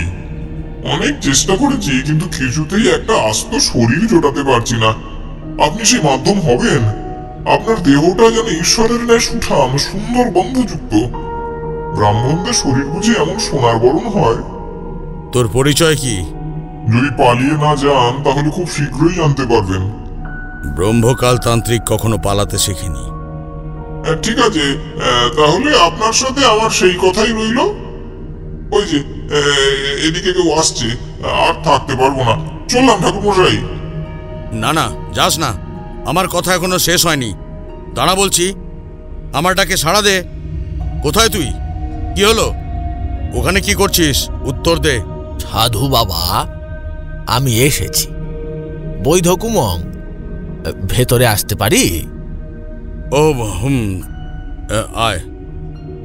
বাইরে থেকে বিড়বিড় করে আপনার কণ্ঠে বলা অস্পষ্ট কিছু শব্দ শুনতে পাচ্ছিলাম। এত তাড়াহুড়ো করে কাকে খুঁজছিলেন? একজন আমাকে সতর্ক বার্তা জানাতে চাইছিল। কিন্তু এই ঘরে তো কেউ থাকে না, তাহলে আপনি কার সাথে কথা বলছিলেন? উত্তর দেবার জন্যে জমিদারের সম্মুখে আসতেই তার হাতের পাত্রটির দিকে আমার চোখ যায়। তোর হাতে ওটা কি? এটায় আপনার জন্য সামান্য কিছু মিষ্টান্ন রয়েছে। আর একটিও কথা না বাড়িয়ে পাত্রের উপর থেকে লাল কাপড়টা টেনে সরিয়ে আমি সেই খাদ্য পর্যবেক্ষণ করতেই হুঙ্কার দিয়ে উঠি, পাপিষ্ঠ, তুই আমার ধর্মনাশ করতে চাইছিস? এত বড় আস্পর্ধা যে আমাকে আমন্ত্রণ জানিয়ে এমন কুরুচিকর খাদ্যের মাধ্যমে আবাহন করিস? আপনি কি করলেন? এগুলো আমার হেসেলের সবচেয়ে যোগ্য ময়রার হাতে তৈরি করা খাদ্য সামগ্রী। আজ পর্যন্ত এগুলো খেয়ে কেউ নিন্দা করার সাহস পায়নি। কে সেই ব্যক্তি? কে সেই ব্যক্তি? তাকে এখনই আমার সম্মুখে এনে হাজির কর। যথা আজ্ঞা।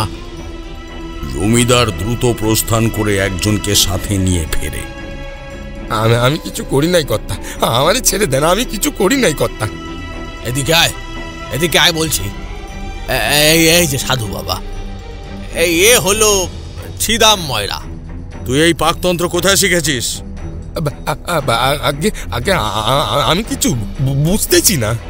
চুপ, আমার সামনে মিথ্যে বলে কোনো লাভ হবে না। এই সাধু বাবা যা জিজ্ঞাসা করছেন তার উত্তর দে।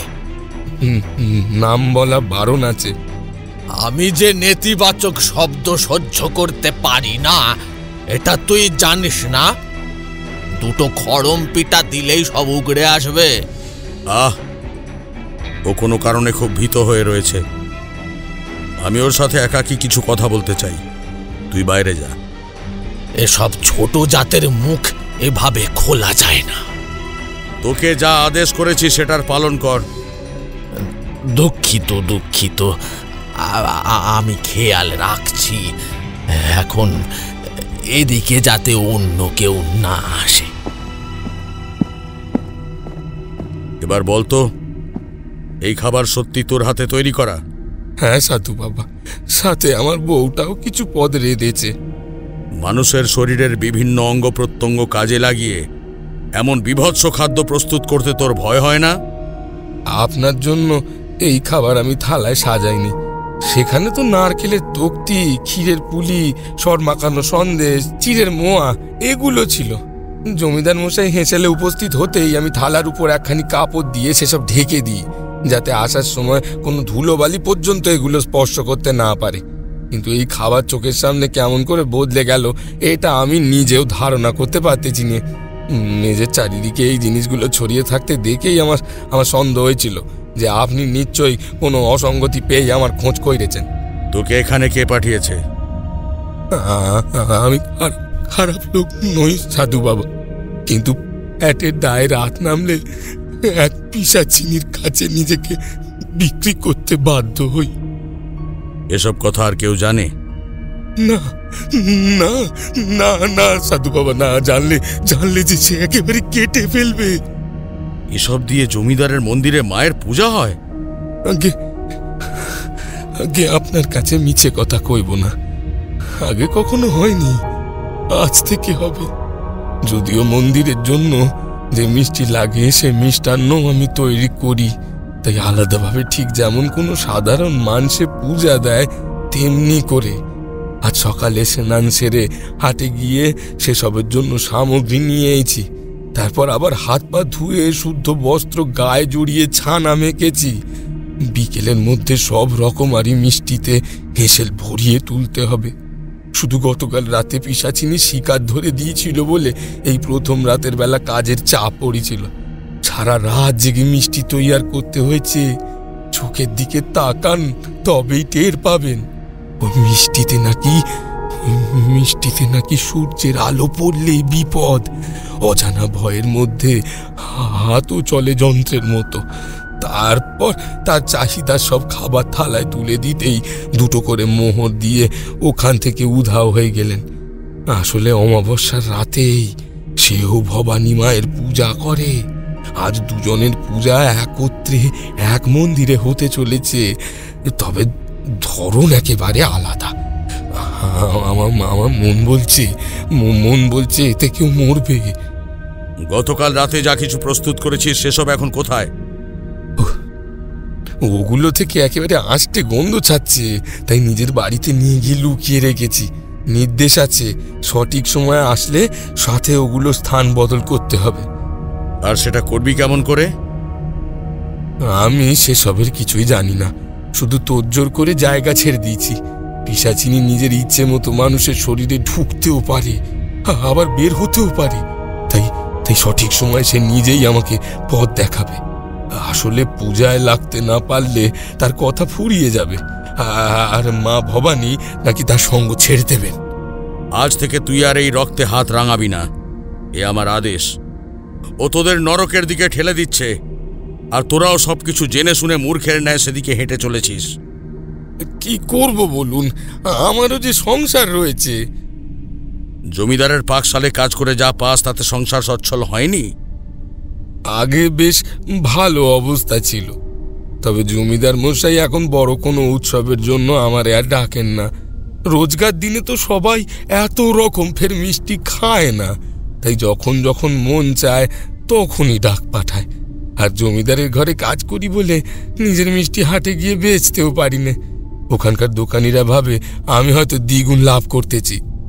বেশ, গতকাল রাতে যা তৈরি করেছিস তা সন্ধ্যা গড়ালে এখানে এনে হাজির করবি। এখন হেসেলে যা, নতুন করে সুস্বাদু মিষ্টি গড়। প্রয়োজন পড়লে আবার খবর দেব। ময়রা বেরিয়ে যেতেই জমিদার মশাই খুব কৌতূহলী কণ্ঠে জিজ্ঞাসা করে, সাধু বাবা, ওর কাছ থেকে কিছু জানতে পারলেন? তবে সেসব কথা পরেও আলোচনা করা যাবে। আগে তোর মন্দিরটা দেখাতে নিয়ে চল। কিন্তু আপনি যে কিছুই খেলেন না। এই গৃহের অন্ন জল স্পর্শ করা আমার পক্ষে অসম্ভব। কিন্তু কেন? আমার দিক থেকে কি কোনো ভুল ত্রুটি হয়েছে? পরে সব জানতে পারবি। বেশ, আপনার যদি একান্তই অনীহা থেকে থাকে তবে আর জোর করব না। আপনি এদিকে আসুন। সামান্য কয়েক পা যাবার পরেই সেই গৃহস্থ লাগোয়া মন্দিরটি দেখতে পাই। উঁচু পাঁচিল দিয়ে চারদিকে ঘিরে দেওয়া আছে। দেওয়ালের গায়ে খোদাই করা অপূর্ব কারুকার্য। তবে বর্তমানে সংরক্ষণের অভাবে বোধহয় পূর্বেকার জৌলুস বেশ অনেকটাই ম্লান হয়ে এসেছে। পাঁচিলের গায়ে ফার্ন জাতীয় উদ্ভিদের প্রাবল্য চোখে পড়ে। বাইরের উঠোনে নধর পাঁঠা চড়ে বেড়াচ্ছে। মন্দির থেকে তার ডাক শুনতে পাওয়া যায়। মন্দিরের সম্মুখের হাঁড়ি কাটে তেল আর সিঁদুর মাখানো। কড়ার উপর আবার একখানি পাতিলেবু গেঁথে রাখা হয়েছে। এরপর ভিতরে প্রবেশ করতেই বিগ্রহকে প্রণাম জানিয়ে এগিয়ে আসি। মায়ের মুখ যেন মন ভোলানো রূপের খনি, কিন্তু চোখের ভাব টলটলে। ঠোঁটের কোণে হাসি নেই। দেহে ভর্তি সোনার গয়না। সময় যত এগোচ্ছে বিগ্রহ যেন ততই প্রাণহীন হয়ে উঠছে। আমি খড়গের দিকে তাকিয়ে জমিদার মশাইকে প্রশ্ন করি, আজ ভবানীর পুজো কে করবেন? আগে পার্শ্ববর্তী গাঁয়ের বেশ নাম করা একজন ঠাকুর মশাইকে খবর দেওয়া হয়েছে। খোঁজ এনেছে আমারই এক বিশ্বস্ত কর্মচারী। এখানে কারো যদি কোনো আপত্তি না থাকে তবে আমি এই পূজায় বসতে পারি। আমার প্রস্তাবে জমিদার একটু ইতস্তত বোধ করে বলেন, আচ্ছা, আমি তাহলে ওনাকে আসতে নিষেধ করে দিচ্ছি। সাথে অন্যান্য ভক্তদেরকেও আসতে বারণ কর। আজকের তিথি সকলের জন্য শুভ নয়। বড় কোনো বিপদ ঘটতে পারে। সবার সবকিছু সইবার ক্ষমতা থাকে না। সাধু বাবা, এই পরিবার নিঃশেষ হয়ে যাবে না তো? বংশের গৌরব টিকিয়ে রাখার দরুন আমি আমার যথাসাধ্য চেষ্টা করব। যথাজ্ঞা। যজ্ঞের সামগ্রী কোথায় রাখা হয়েছে? ওই তো ওখানে পুষ্প, বিল্লপত্র, ফল, ঘৃত, বাসন কোসন, ঘট, প্রদীপ সবকিছুই আছে। শুধু যেটুকু খাদ্য সামগ্রী পাক করে দিতে হবে সেগুলো বিকেলে হাজির করতে বলেছি। আজ মানুষের মাংস দিয়ে ভবানীর সেবা হবে। কে করবে এই সাধনা? সকলের আড়ালে কিছু বছর পূর্বে তোর ঘরের বধূকে হত্যা করা হয়েছিল। সে কারো কাছ থেকে খোঁজ পেয়ে তন্ত্রের পথে পা বাড়িয়েছিল। এরপর এক পিশাচিনীর জালে জড়িয়ে পড়ায় নিজের মৃত্যু সে নিজেই ডেকে আনে, আর সেই সাথে মানব রক্ত দান করে তার ক্ষমতা সে দ্বিগুণ করে তুলেছে।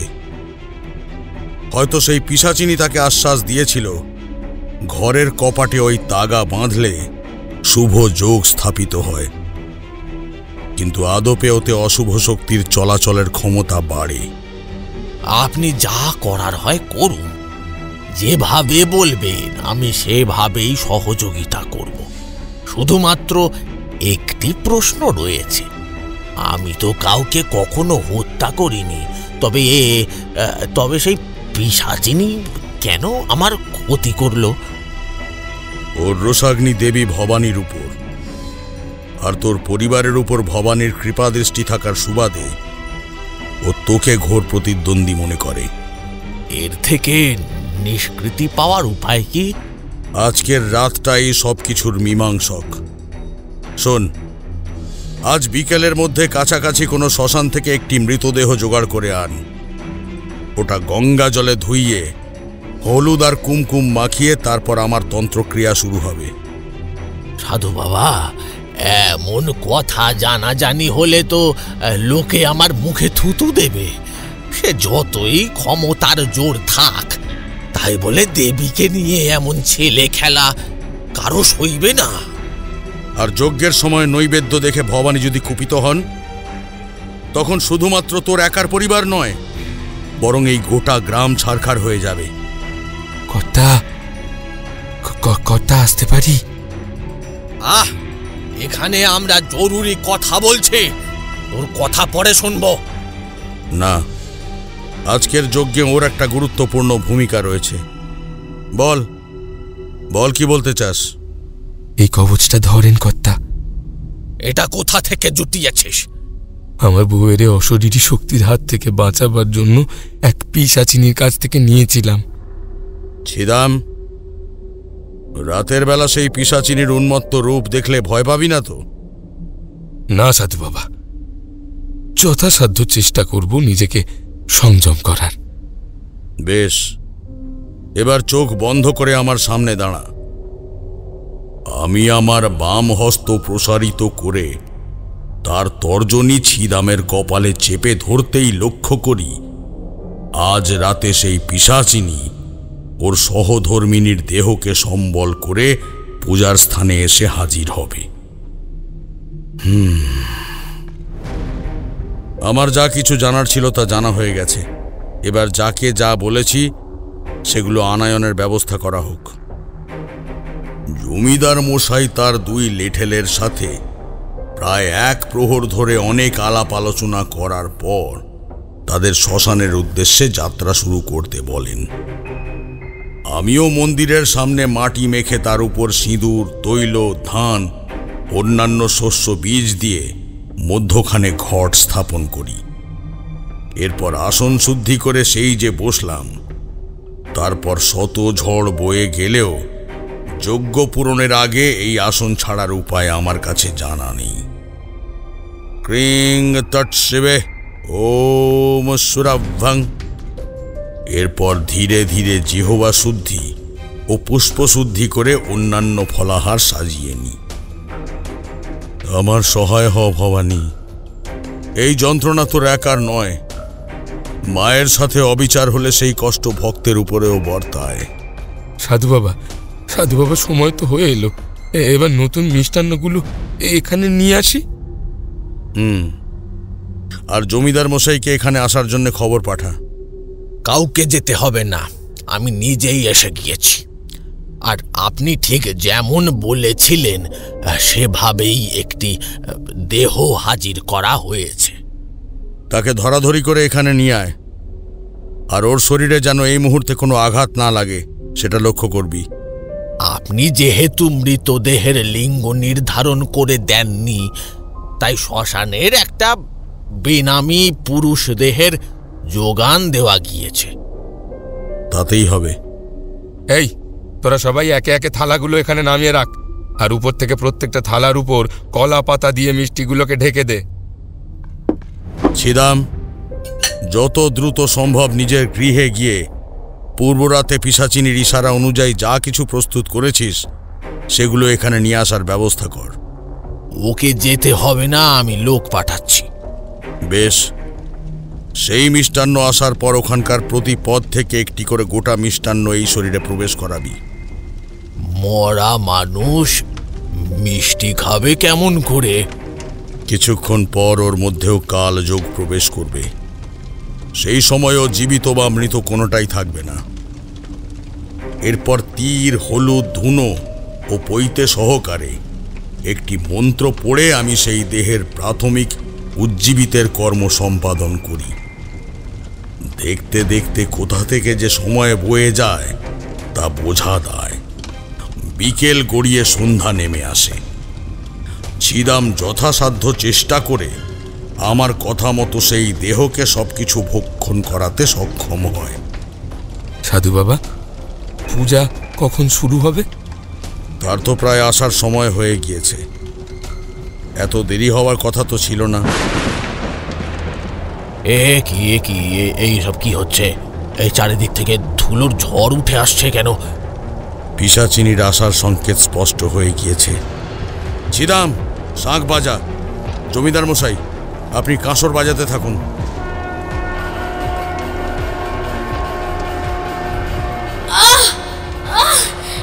এত আওয়াজ আমি সহ্য করতে পারি রে।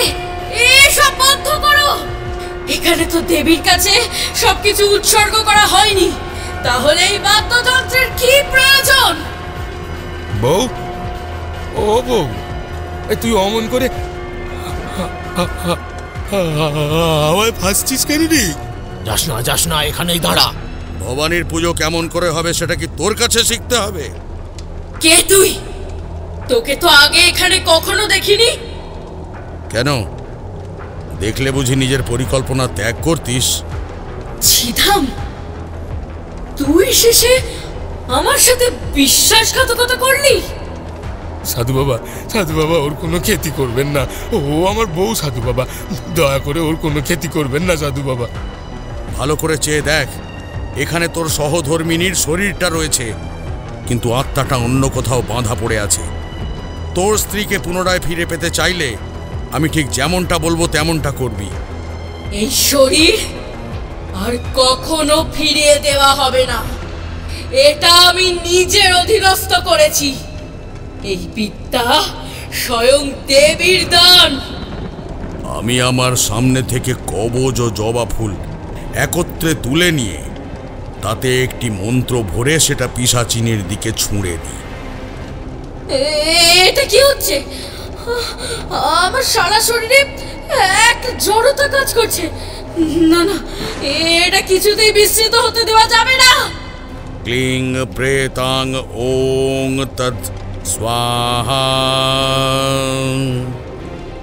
এই বলে পিশাচিনী দেবীর পায়ে পুষ্প অর্পণ করতেই ওর শরীরের সমস্ত বন্ধন ঘুচে যায়।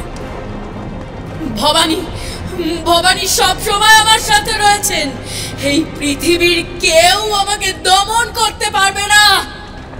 এরপর আমি আমার সম্মুখে শায়িত মৃতদেহের উপর একটা তীর বিদ্ধ করে বিভৎস খাদ্যের ডালা থেকে একটা মানুষের মাংস সহিত তৈয়ার করা ছাপা সন্দেশ তুলে নিয়ে তা অগ্নিতে প্রদান করি। ওগুলো আমি ভবানীর জন্য এনেছি। এভাবে ওগুলোকে নষ্ট করিস না। এগুলো বিষাক্ত, আর ঈশ্বরের কাছে কখনো বিষ তুলে ধরা যায় না।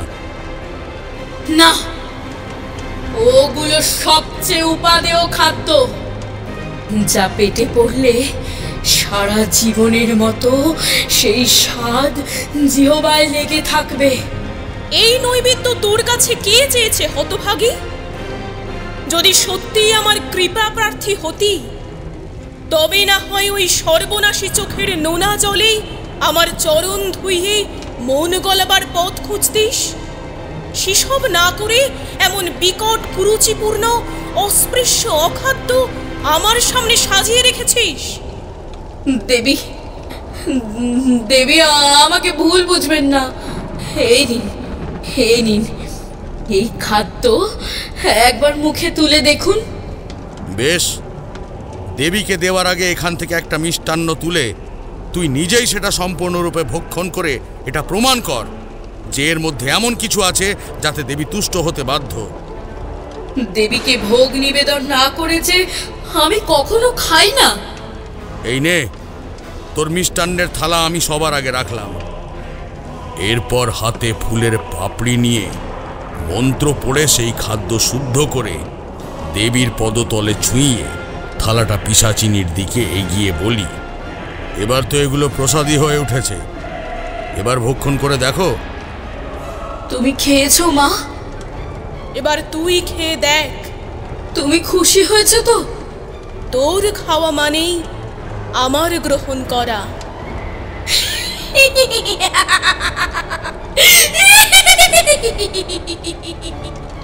তোরা সবাই অলৌকিক দৃশ্যের সাক্ষী রইলি। দেবী নিজে এসে এই ভোগ গ্রহণ করলেন। এবার আমি খাবো।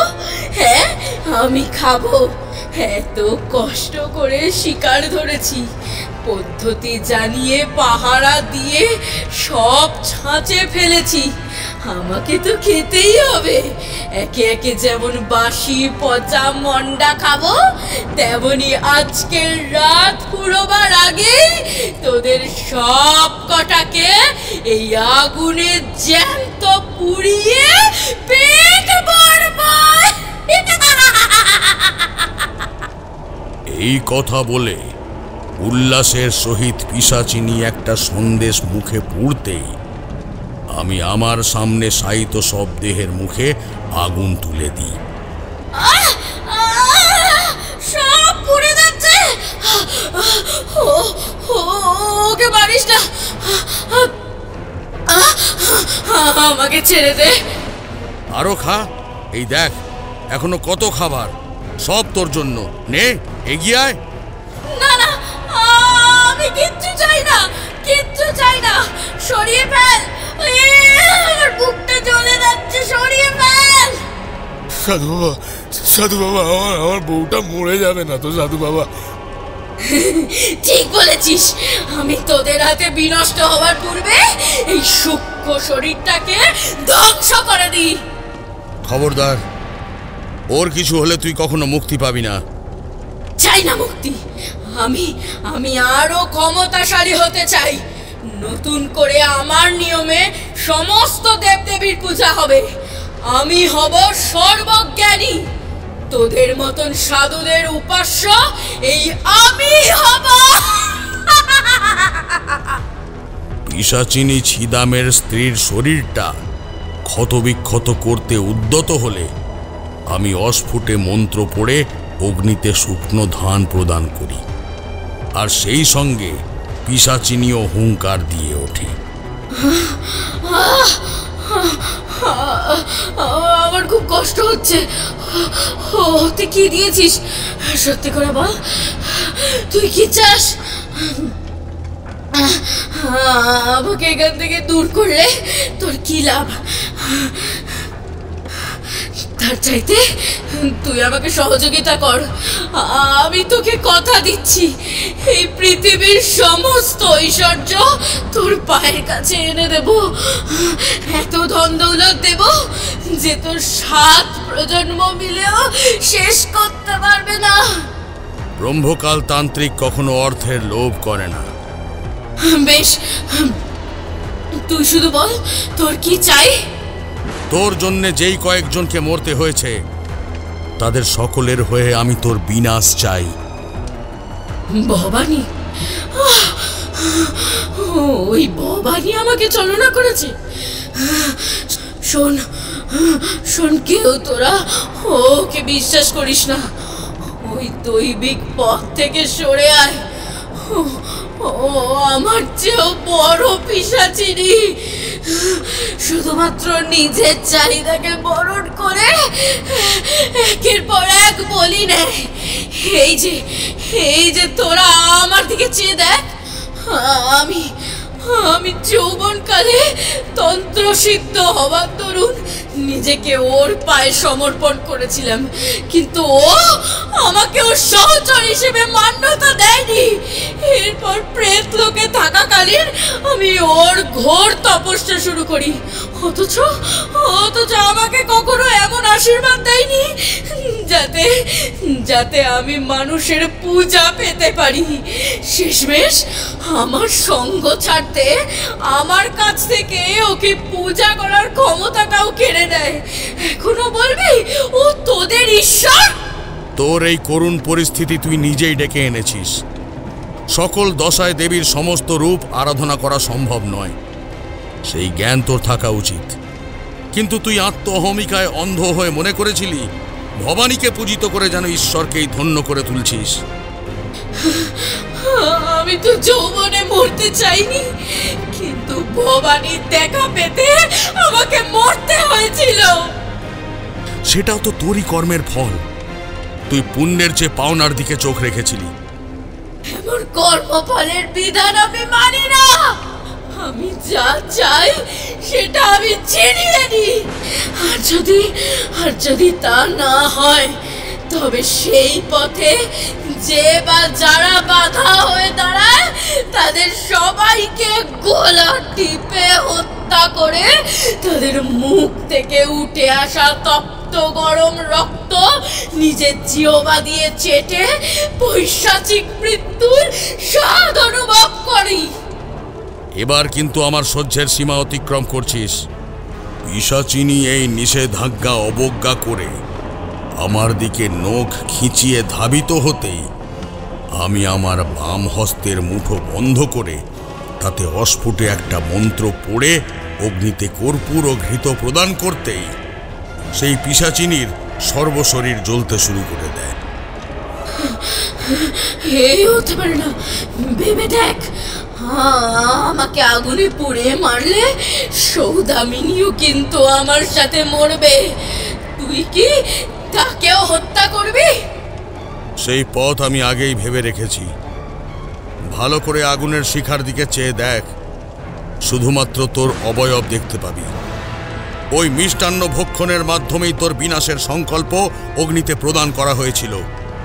তুই বাতাসে মিলিয়ে যাবার পর আমাদের চোখের সামনে শুধুমাত্র সৌদামিনীর শরীরটা পড়ে থাকবে। না না, আমার ভুল হয়ে গেছে, আমাকে আর একটিবার সুযোগ দে। ওং কালে ক্রিং তট। আমার ডাকে সাড়া দে, বুকটা শেষ হয়ে যাচ্ছে। আমার সর্বাঙ্গ ধোয়া হয়ে উবে যাচ্ছে। না না, এত বছরের সাধনা, এত কষ্ট, না না না না না না, এভাবে সবকিছু নষ্ট হতে পারে না। বিলাপ করতে করতে পিশাচিনী বাতাসের সাথে মিলিয়ে যায়। সাধু বাবা, সাধু বাবা, আমার বউটা এমন চোখ বন্ধ করে পড়ে আছে কেন সাধু বাবা? ওকে তুলে ধর। আচ্ছা আচ্ছা, এই নি। সৌদামিনীর মুখে যজ্ঞে ব্যবহৃত দুগ্ধ ও তৈলের এক মিশ্রণ ঢেলে দিতেই তার জ্ঞান ফেরে। আমি আমি কোথায় কোথায় আমি? তুমি কখন এলে? হ্যাঁ, তুমি? এনারা এখানে কি করছেন গো? কি করছেন এনারা? সব বলবো তোরে, সব বলবো। তুই আগে ওঠ। সাবধানে, ওর শরীর এখনো বড্ড দুর্বল। সাধু বাবা, আজ চোখের সামনে যা দেখলাম তা জীবনে কখনো ভুলবো বলে মনে হয় না। আপনাকে যে কি বলবো, তার ভাষাও হারিয়ে ফেলেছি। তোর ঘরে একটি অতৃপ্ত আত্মার বাস রয়েছে। এই তীরকাঠিটা ধর, উত্তর দিকে মুখ করে এটা পুঁতে দিস। সাথে ধুনো জ্বালিয়ে একদিনের তরে ঘরটা বন্ধ রাখবি। যে আটকে পড়েছে সে কপাটের ফোকর দিয়েই ধীরে ধীরে এই দুধের গন্ধ সহ্য করতে না পেরে বিদায় নেবে। যথা আজ্ঞা। এরপর সেই জমিদার গৃহে 2-3 দিন বেশ আতিথেয়তায় যাপন করে আবার বেরিয়ে পড়ি নতুন এক সাধনার পথে। ঠাকুরমশাই সম্পূর্ণ ঘটনা ব্যক্ত করে একটা দীর্ঘ নিঃশ্বাস ছাড়লেন। আমিও বাইরের দিকে তাকিয়ে দেখলাম বেশ রাত হয়ে এসেছে। ঠাকুরমশাই, আমি আমার প্রশ্নের যথাযথ উত্তর পেয়েছি, কিন্তু এবার যে আমাদেরও ফেরার পালা। গুরুমাকে আমার প্রণাম জানাবেন। উঠলাম, খুব শীঘ্রই আবার দেখা হবে। বেশ, দুজনে সাবধানে যেও।